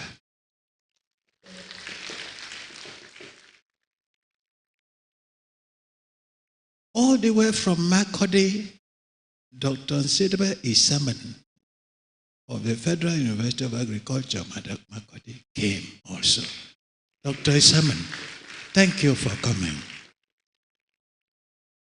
The next item on our program, ladies and gentlemen, is the discussion. And it is better for someone to do what he knows how to do well. So I don't know how to do that well. People were chosen to do it.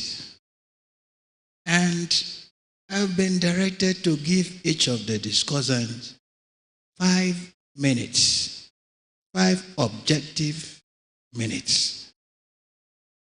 And the first discussant is the MD, Ibom Power Plant, Akwa Ibom State. And we are all talking about power.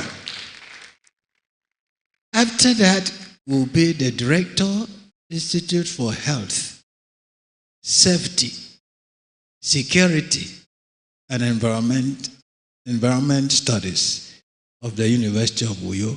So let me, while putting on cue Professor Comfort Etuk, I'll invite Engineer Mayen Etokodo, the MD, Ibom Power Plants, for the discussion. A round of applause for him.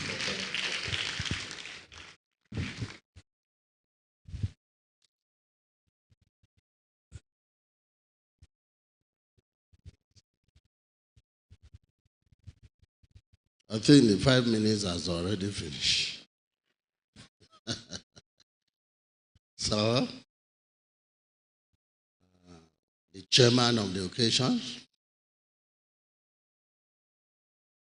the VC of the university, the lecturer, and the royal fathers.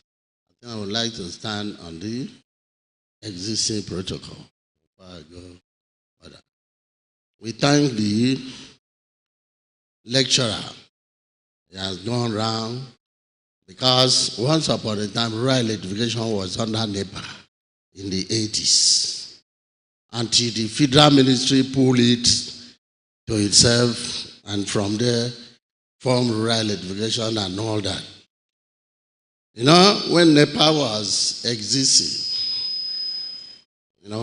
Decree 24 of 1st April 1972 that Gowon signed brought NEPA into existence. And by 31st of March 2004, NEPA was killed and buried that night.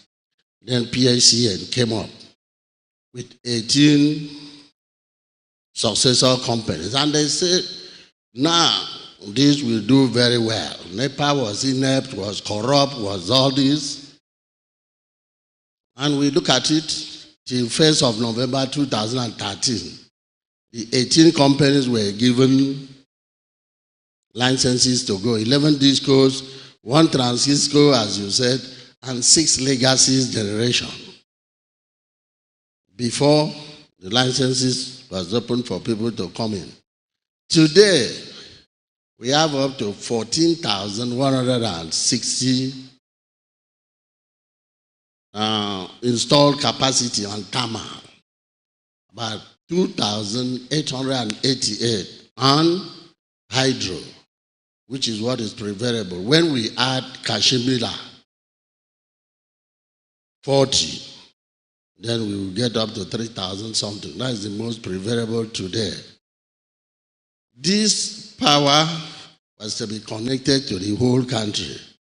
As you said, the transmission as at 2021 also had only 8,000 something kilometers of 330 kV lines and 9,000 something kilometers of 132, spanning the whole country. Coming down to a state like Akwa Ibom, you said, which is the only state with a generating company, own generating company. Rivers State had one, Omoku, but gave it to NIPP, so it's no more the owner. Ibom Power is the only existing state-owned 100% generating company with installed capacity of 191 megawatts. And Ibom Power was designed to be on the grid, not like Aba. Aba, that is geometry, which Engineer Batnaji just came up, was designed to generate on 33 and 11. That is, you feed the community. That is why Aba is feeding the 9 local government areas around and do not extend to the other 7 after the 17, about 17 local government areas. So people will say, why is Ibom Power not giving light? Why is Aba giving light? Ibom Power was generated to be on national grid. And once you are on national grid, that is, you go the whole country. Because the line is from here, 2 lines to Ikorekbene, 2 lines from Afam to Ikorekbene, Calabar to Ikorekbene, then 4 lines leaving to Gwaji, that is Enugu South. From there, 210 kilometers to Makodi, from Makodi to Jos Makeri, 277 kilometers, then you tee off to Kaduna, 2 lines, then to Kumbuso in Kano. That is the whole country is being covered with.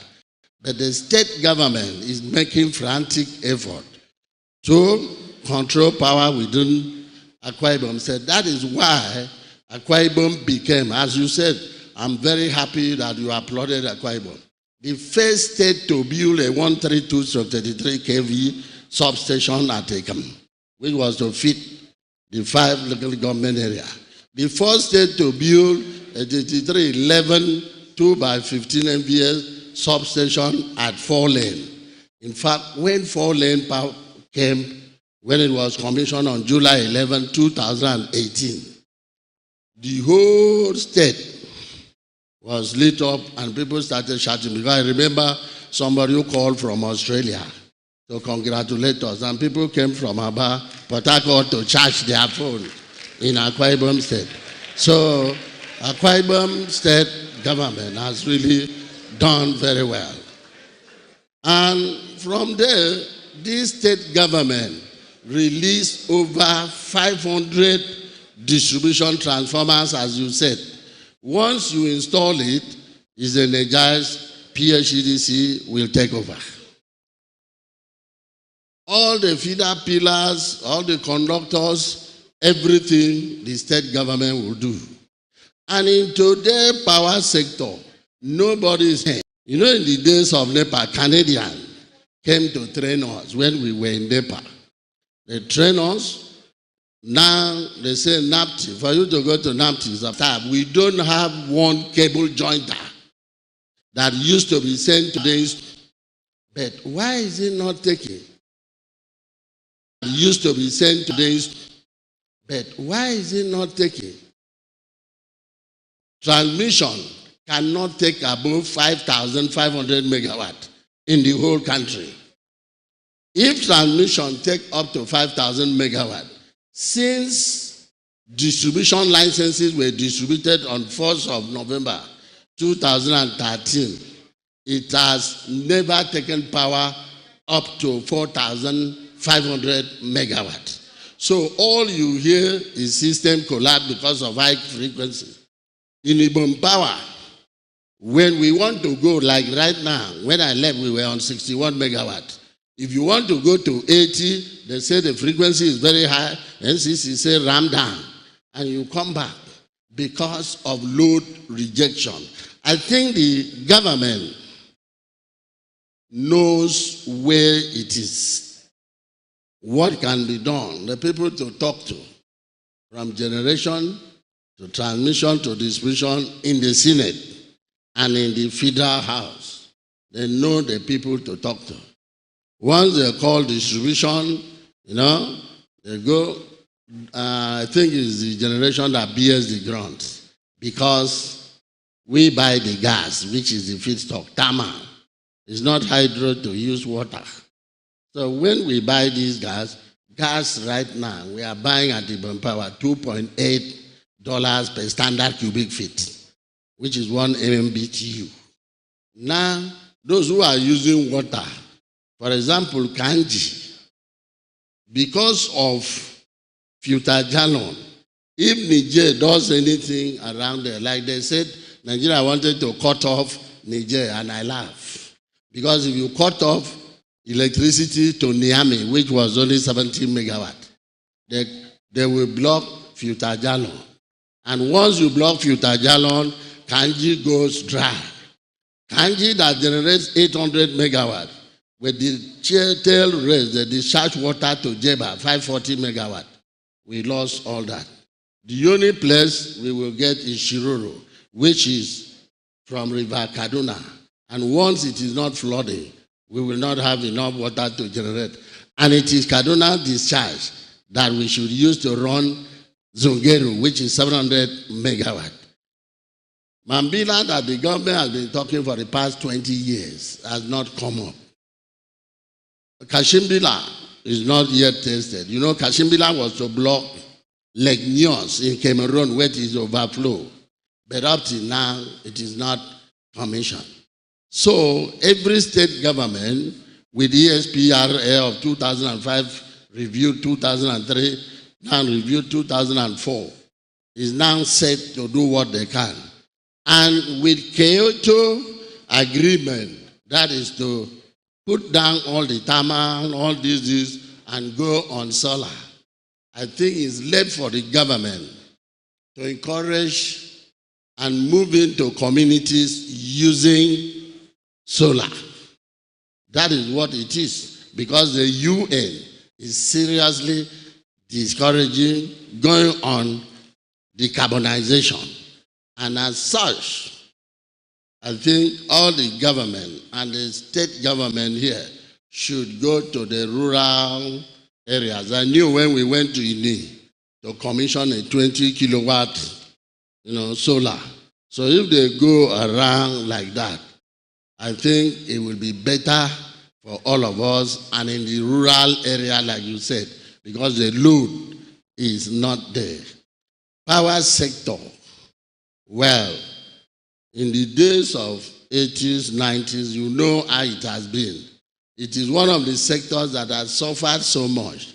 Start from the days of Obasanjo till today and see how power sector has been run.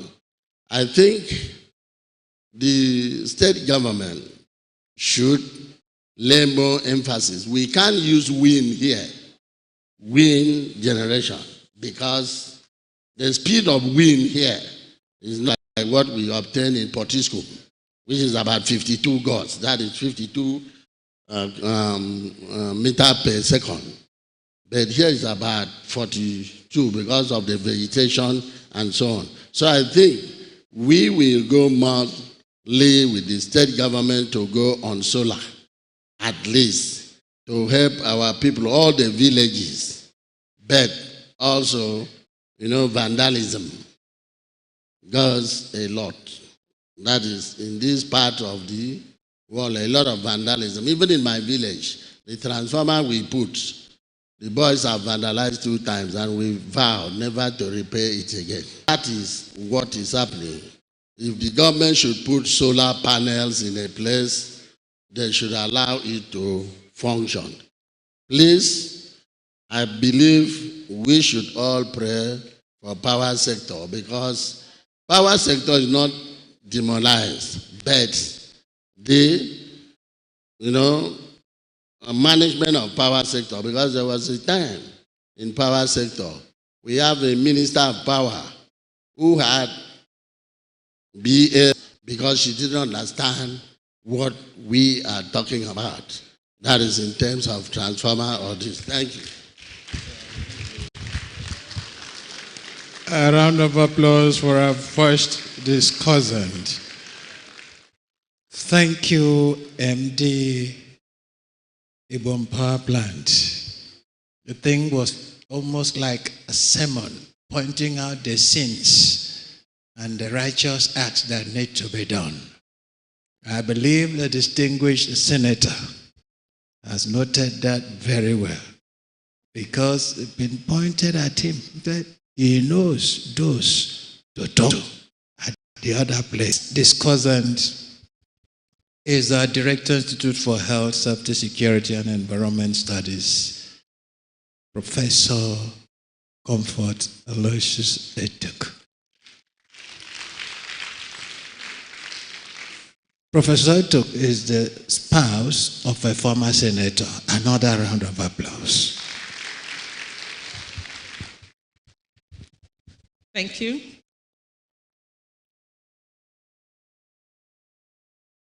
The chairman of this occasion, the Vice Chancellor of the University of Uyo, and our dear guest speaker, management team of the university, let me lean on the already established protocol. I want to first of all congratulate our distinguished speaker for doing justice to the topic that he has been given. But permit me to re-emphasize one of those things that bother me as a woman, the gender roles when it comes to energy poverty. From the lecture, we've seen that women are the ones that bear the brunt, the burden of catering for the family. And it has been shown that about 4 to 6 hours are spent by women and girls every day to be able to get enough firewood, fuel for the house. And because of their responsibilities at home. And apart from the man hours lost, because the hours lost by these women and girls could have been put into productive ventures. They could have used this to read their books. They could have used this to do, are losing out when it comes to this energy poverty. And apart from that, what of the attendant health risk that women face when they go to fetch this firewood? What of even safety? Most of these, they go to the farm, to the bushes, to the forest to get the firewood. And they can be attacked by animals, by wild animals, by snakes. They go there, spend so many hours, come back with the firewood. And then they are the ones that enter the kitchen again to use the firewood. The health risk of the wood, you know, the toxic effects of the wood smoke.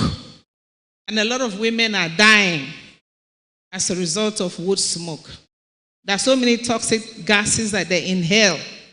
And over a long period of time, they impact on the respiratory system, and sometimes they end up having cancers like lung cancers.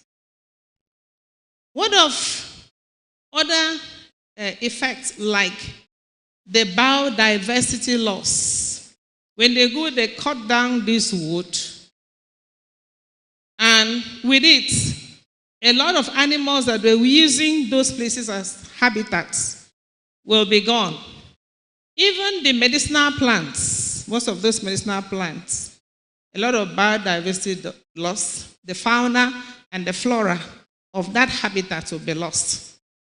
Apart from that, it has been shown that about 350,000 to 400,000 hectares of land is lost every year as a result of this firewood harvest. And that has caused a lot of deforestation and its attendant environmental impacts on Nigerians. I may not be able to talk more on that, but let me go to the migration. By the time we are so poor in energy, and it's only the urban. The senator has told us that because of political will, that most of those that are supposed to give us, the constituents, this energy, prefer to site this infrastructure in the urban areas because of political gain. And that, in effect, will lead to migration from the rural area to the urban where the infrastructure is. And apart from that, how are we going to get skilled workers in the rural areas? A lot of teachers, when they are posted to the rural areas, what do? If they have people, they will go around and then change the posting and still come back to town. It's not because there is water in town. It's not because there is light in town. So that's the migration. We are going to lose a lot of skilled workers in the rural areas. We've also talked about the way forward. To me, because the last speaker has just told us that we have little or no hope. But to me, I feel that the way forward should be an energy mix, because we use the traditional energy sources and we are lagging behind in the modern energy sources. So there should be legislation that encourage us to have an energy mix so that we can climb up the energy ladder. If we are using the traditional energy sources, we also go on to the renewable energy sources. Also, we should also have private sector involvement. We've talked about the fact that we need a lot of funds for this renewable energy project. And so we should have people coming in. There should be enabling for private sector participation in rural electrification. Also, we should create awareness. For example, there are some people that have the myth that if you cook food with firewood, that it tastes better. Have you heard anything of that sort? Yes. They say if you cook food with firewood, it will taste better. So we should be able to educate our people so that we go out and then we don't use firewood again, because we are causing more harm than good to our environment. We should also encourage agro businesses in the rural areas. I know that there are some stakeholders that want to make sure that they keep this renewable energy infrastructure in the village. But because of low population density, and because they will not be able to have that return on investment, they shy away from locating those businesses in the rural areas. But I think that if there is a cluster of these businesses in the rural areas, the people that invest in energy will be able to come in. They will be able to come in and then provide energy. Another thing I want to talk about is still on education and awareness. We should also think of including renewable energy in the curriculum of our universities. And even apart from the universities, I think we should start educating our children right from the primary schools. How do the Chinese do it? How do they inculcate skills in their children? They start it right from the elementary school, so that whatever course you want to do, they look at you and see what they think that the parents, right from when the children are toddlers, they have already known the tendencies of these children. And by that, they will be able to guide them into those professions. So we should start early to inculcate these skills into our children right from the primary school. And also, even in the universities, we should inculcate these skills into our children. You are just here. Okay. And so, I want to thank you for these few points that I've been able to add to what the guest speaker has said. Thank you, and God bless you. Thank you. A round of applause for Professor Comfort Etuk.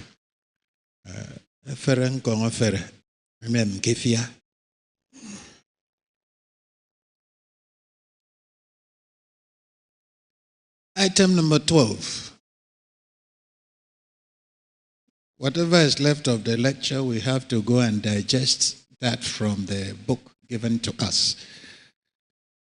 Presentation of the word of honor to our lecturer.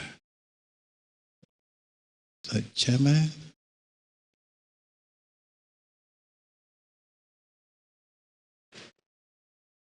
The vice chancellor, assisted by the registrar, and the chairman of the planning committee will handle that aspect.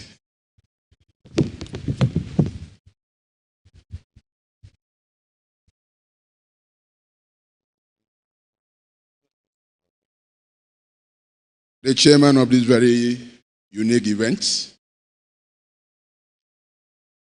I am told that when you stand on the protocol that something can happen. So with your due permission, let me stand and see what will happen. I hereby stand with you. Has anything happened? Nothing. Put your hands together for me now. So don't lean. Don't embrace. Next time stand. Nothing would happen. Having said that, I want to thank God for the man who refused to be called the guest lecturer. He carefully touched and ran away from it and said he prefers to be called guest speaker. And if there's anybody that said he doesn't want to be called guest lecturer, or rather guest speaker, he's here. Let him fetch me immediately. Wherever you are, come and see me. Our senator, you are the one. You say you don't want to be, please come up. You don't want to be seen. Yeah.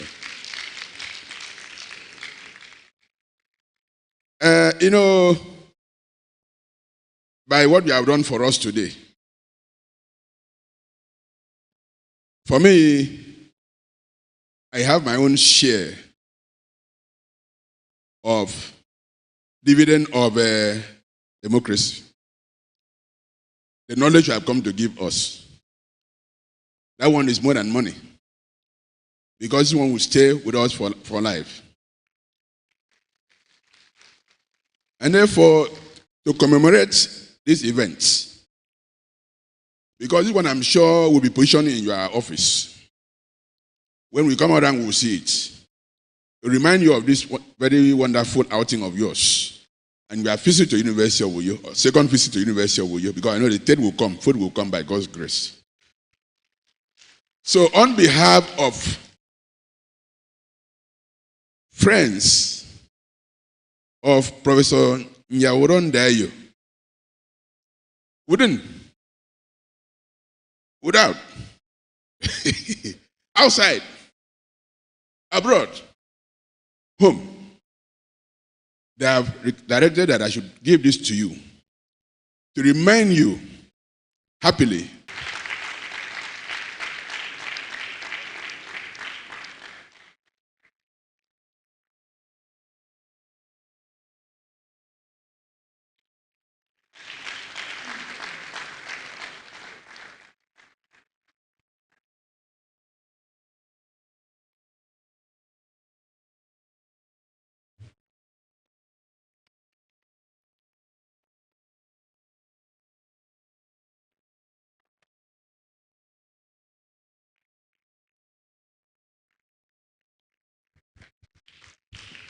Mr. Chairman, distinguished ladies and gentlemen, With the permission of my boss, the Vice Chancellor, we have another gift for our beloved distinguished senator that is coming from the Committee of Friends of our beloved Vice Chancellor to commemorate this special occasion. Here is the special gift, and I'll ask our boss to also do the delivery. It's been said already. My duty is just to present to you. I hereby present to you. Thank you. Our request.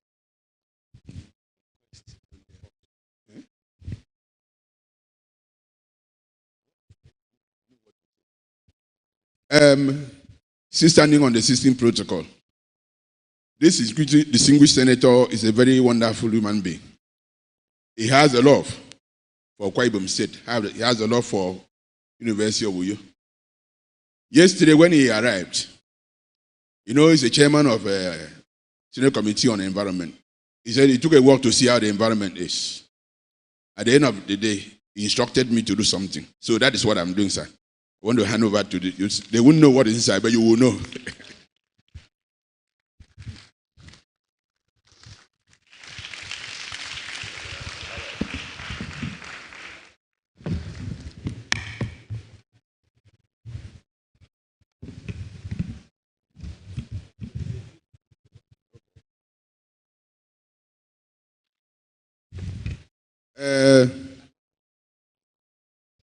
I am told that it's a gift for us, these wonderful people.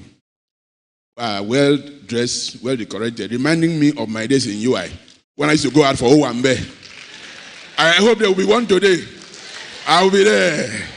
So, Prof, go ahead. Yes, the Yoruba community, are you there? Are you there? Nigeria yìí ti gbogbo wa ni kó má gbọ́dọ̀ bàjẹ́ torí kò sí ibòmíràn tí a lè lọ àjò lè dàbí ilé ẹ jẹ́ ká sowọ́pọ̀ ká fìmọ̀ ṣọ̀kan gbé kémi gbé ìwọ ńkọ́ gbé. Kémi gbé, ó dọwọ́ yín ó gbé, kémi gbé. If you want me to interpret, you have to pay a fee. I want to respectfully invite Alhaji Kayode to do the presentation on behalf of Yoruba community. Thank you very much, sir. It's a great honor and privilege for reposing this responsibility on me. To fall with my bosses and my leaders here, I want to present this to you on behalf of the Yoruba community Akwa Ibom State, Isokan Yoruba Lakpapo. We present this special award of honor to you, sir, distinguished Senator Yunus Abiodun Akintunde, Ph.D. On the occasion of this presentation of second Professor Nyaudoh Ndaeyo'S, Vice Chancellor, University of Uyo Public Lecture, we presented to you, sir. So, sir, you see, so to hand over to you, sir. Yes, sir. When I was in Yoruba, they found it difficult to call Ndaeyo'S. So my name was Ndaeyo'S, and I'll go with that.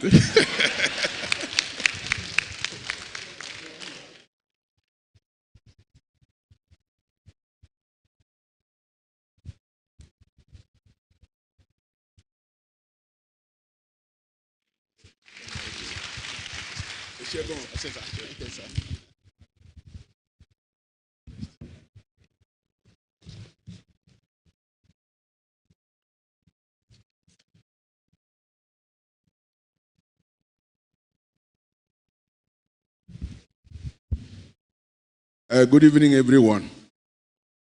I'm told to proceed straight, linear, not quadratic. I want to thank the chairman of this event. I'm not giving further thanks, but I want to appreciate him a very busy man, a brother of mine, for sitting through. The guest speaker, not guest lecturer, who has done justice to the topic. I want to especially thank and appreciate my parent ruler, the parent ruler of Uyo, and his cabinet, sir. I appreciate you, sir. I'm not doing vote of thanks. I'm sure somebody will do it. But all of you, you seated there, here and there, I appreciate you for coming. You would agree with me that the lecturer, no, the guest speaker, am I right? The guest speaker, don't mistake me for anything, Abek, has done justice to it. He has delivered far beyond expectation. In fact, truly, not only delivering, he has extracted the topic and provoked discussion on this. I want to believe that even when we depart this arena, the discussion will still continue. So I salute you for that wonderful outing. I thank you. Say, why should a politician look for a PhD or have PhD? I'm sure by the end of the day, you know why they should have. Am I right?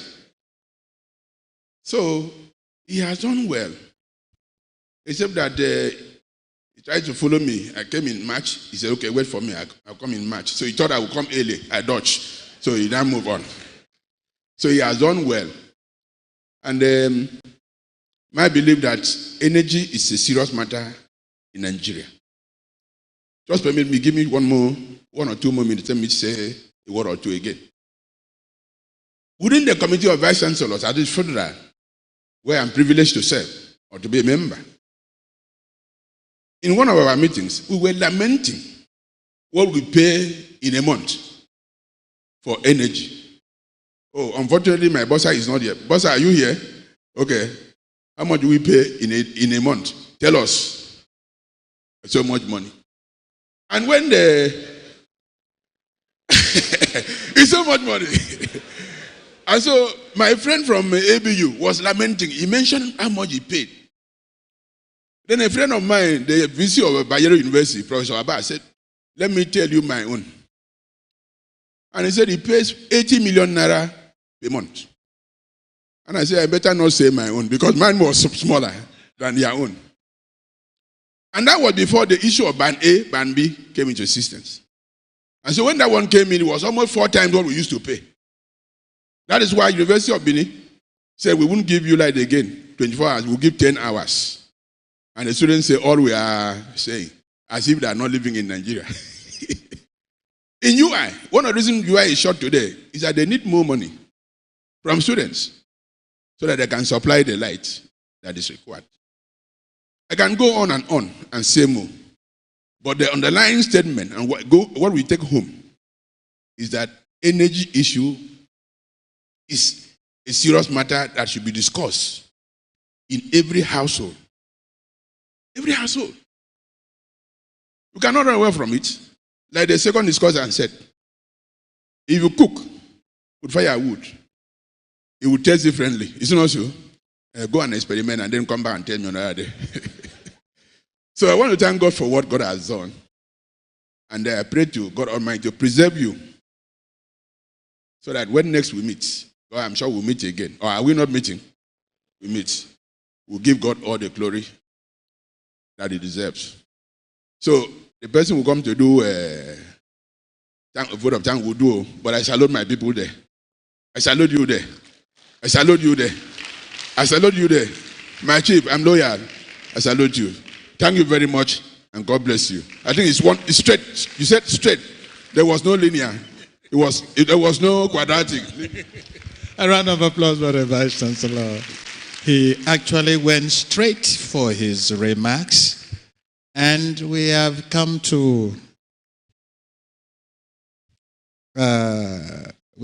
towards closing in less than a few minutes from now. I implore your little more patience, please. We'll be through. You can be seated. Let me quickly invite the registrar of this university for the vote of thanks. If you check the card that was sent to you, one of the members under RSVP was the registrar.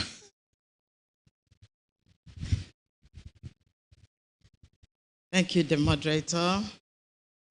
The chairman of this event, our vice chancellor, the guest speaker and lecturer, our royal fathers, distinguished ladies and gentlemen, permit me to stand on the existing protocol as I immensely thank God for today, for making today reality and for rewarding our efforts and giving us success. You will believe with me that today's ceremony is quite successful.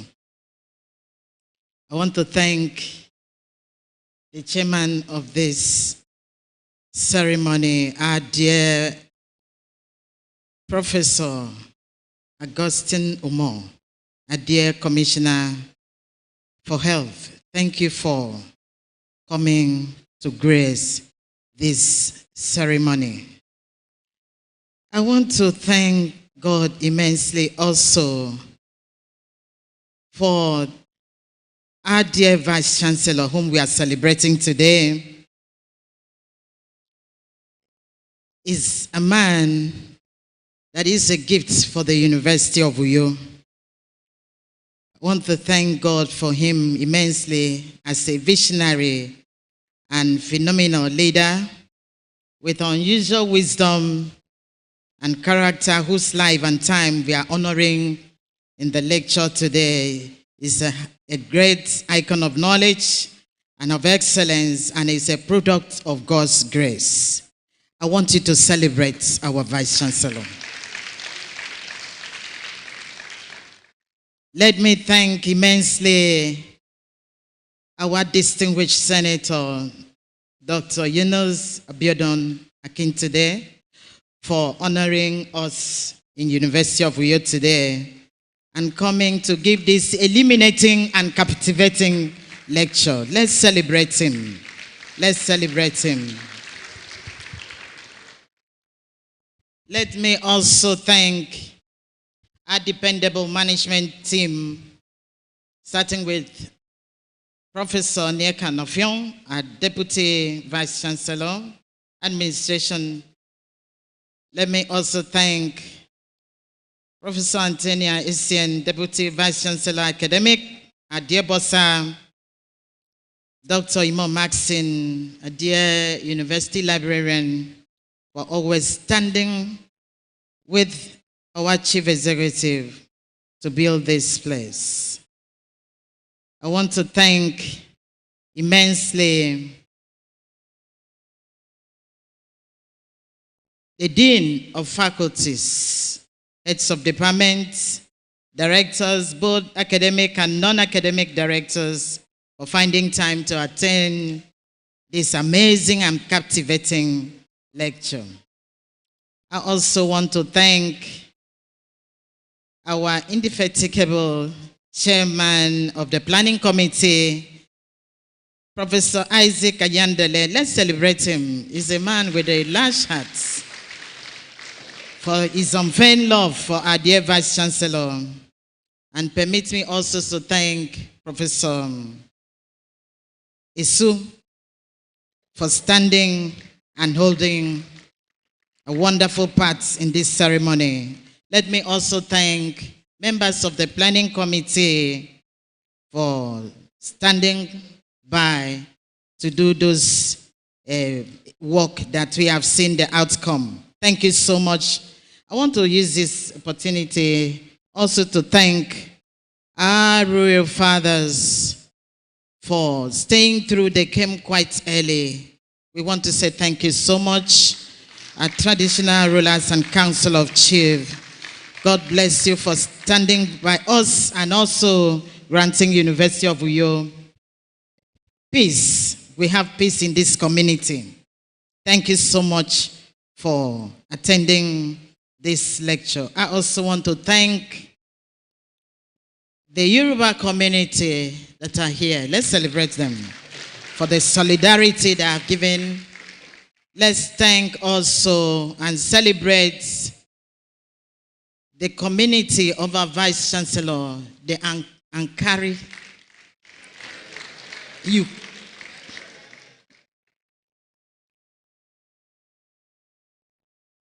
Community, that the members that are here to stand by our Vice Chancellor, and members from Ikonini.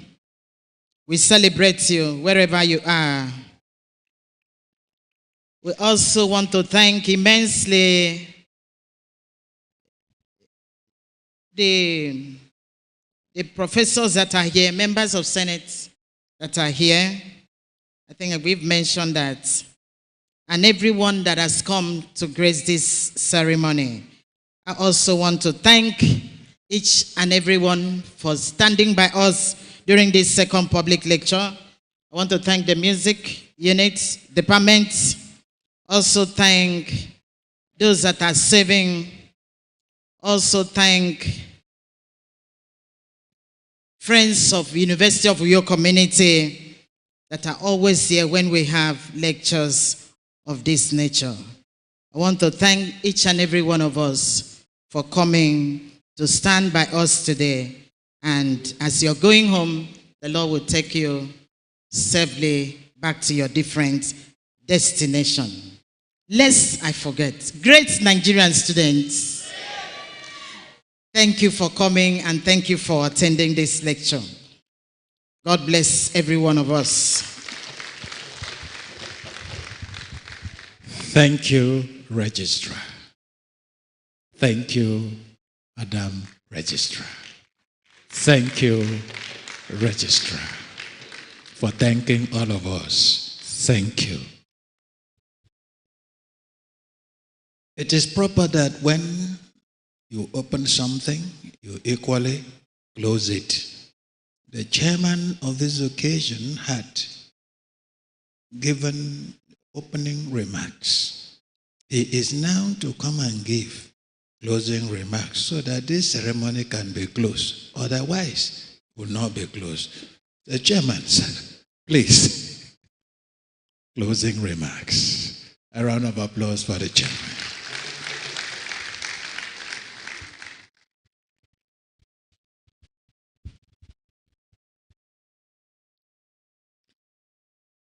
The Vice Chancellor and his dear wife, our guest speaker,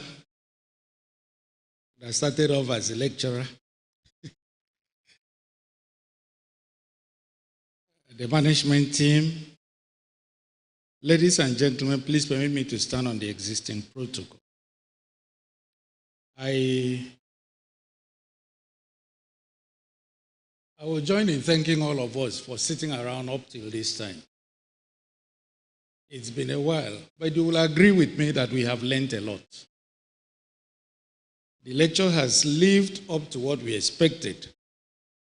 And so you now understand, when I said at the beginning and I praised what you are doing in the name of the Vice Chancellor by providing information, education, knowledge as a way of giving recognition to this great son of us. But I think one thing that I find very very good today, our guest speaker, you spoke, but one thing I find very nice today is that being chairman gives me the opportunity to speak last, so that by the time I finish, I'll close the occasion. You won't be able to say anything else again. Because I want to mention one or two things that you said. I note the fact that you defined energy poverty as a lack of access to modern energy sources. Acknowledge the fact that Nigeria has been grappling with a lot of energy issues and challenges. It is our prayer in our markets, we can save energy. But one place I want to differ a little bit, which is where I take that advantage of closing remarks of the chairman, is in the area of immunization. I acknowledge your worries when it comes to immunization, especially the ones we take to our children through the ones we do by mass immunization campaigns. But there's a process to it. We acknowledge also the fact that once you take a vaccine that you have not properly handled, it loses its potency, and therefore you may end up giving placebo, things that are no longer as valid and as potent as you would have wanted it to be. But the system makes provisions for this. And so you see that even before you start that process, you would have calculated exactly where you are going. And what you are carrying will not be just cold water, but ice packs. You would have calculated to what extent this will take you. And then you have feeder points along the way that will be able to help you keep what you might have had, if it's for some time, and also restock what you have. We also ensure that you have temperature control that gives you an idea of what the temperature of what you are carrying is. All this is to make sure that this is improved. As a matter of fact, as we speak, the federal government, across all the 36 states of the Federation and the FCT, is about to embark on an integrated immunization campaign. And the kind of issue that you have raised is one of those issues that is being discussed to make sure that we close whatever bottlenecks there may be and ensure that what we give to our children is potent and good. I take time to emphasize this because, again, we are all out there encouraging our mothers, our parents, guardians, and so on to bring their children out for immunization. And I stand here to say that what we provide for them is good and potent. But be that as it may, I acknowledge the concerns you have had. I think that's part of the getaway, and we will further do what we are doing to make sure that such concerns do not come to fruition. I think one takeaway for all of us also is the fact that we must always ensure that we put square pegs in square holes at all times so that we ensure the effectiveness and the efficiency of whatever we do. I do not actually know why I'm going through all this, but maybe aside from the immunization for me, all the rest, as the Vice Chancellor would usually say, we listen to the lecture or the speaker together, and so we all got it together. So I don't have any need to tell us again all the same things that you have heard, but to join my voice to say thank you to the guest lecturer, thank you to the committee of friends, thank you for all of us that are seated here. God bless all of us. That should be the final round of applause. It does not mean that people should go. The closing prayers have not been said. Yoruba community, please, your patience. We shall rise for the closing formalities, the Nyaudoh anthem, the national anthem, and the closing prayers by the Deputy Vice Chancellor Academic. Shall we all rise, please?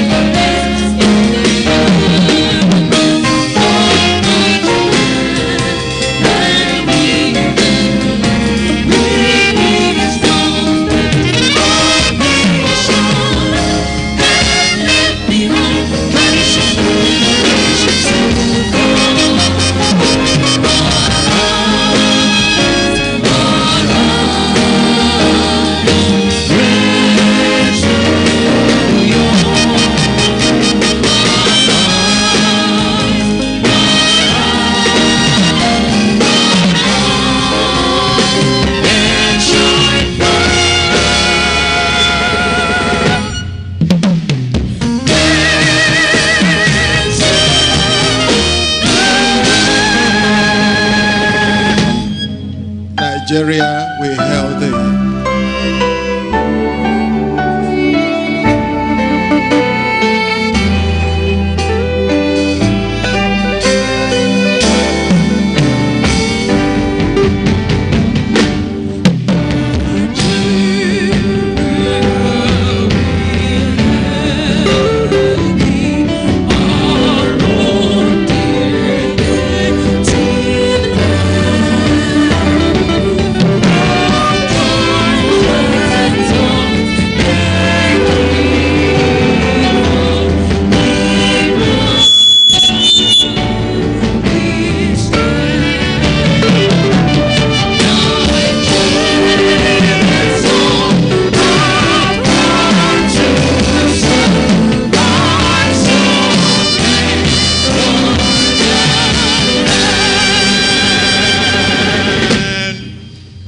Professor Antonia Esen, Deputy Vice Chancellor Academic, closing prayer.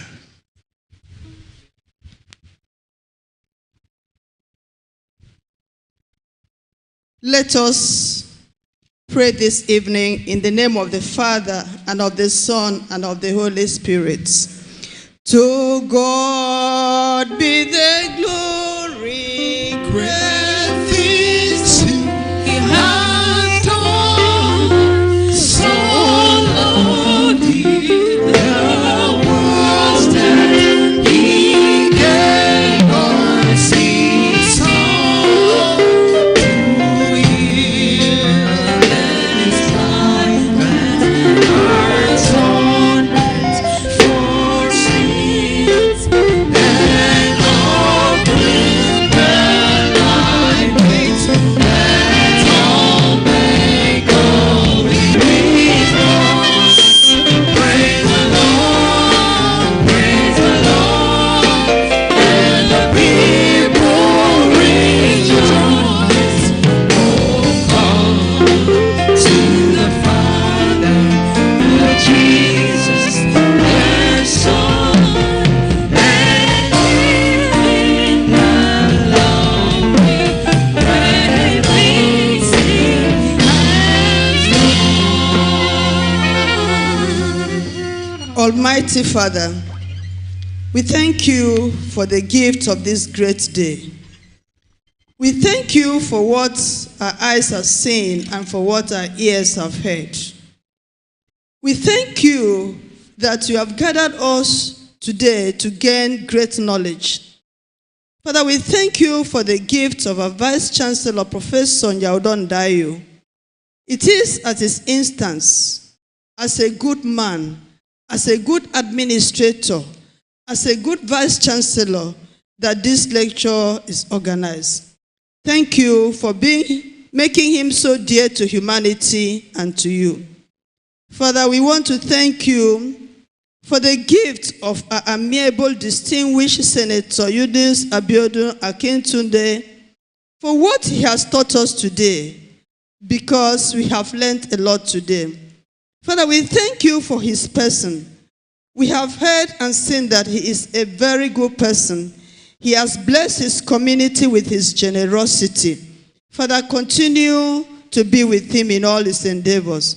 Father, we thank you for the organizers of this series of public lecture, Professor Ayandele and all the team members.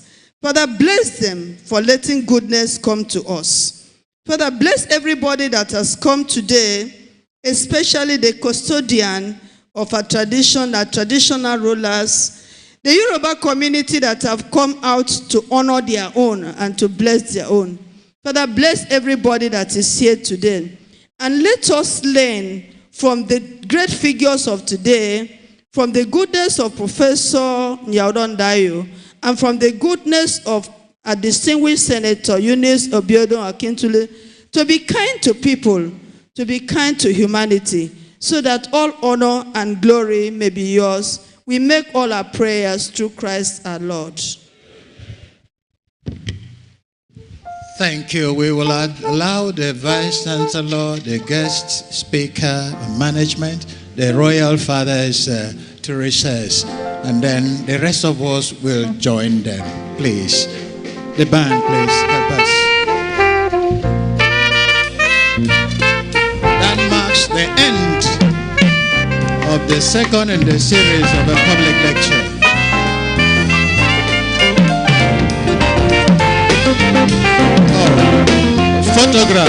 Photograph session up here.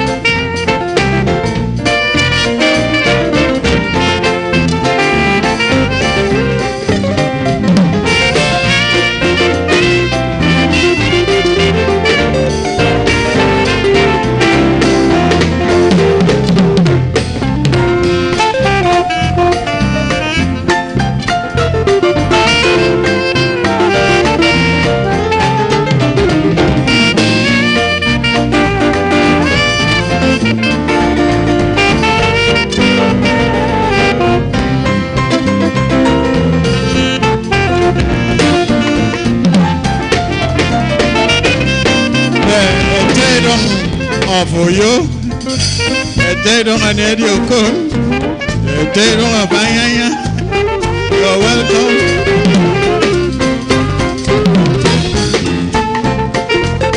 The clan heads, village heads, secretaries for the council, advisors,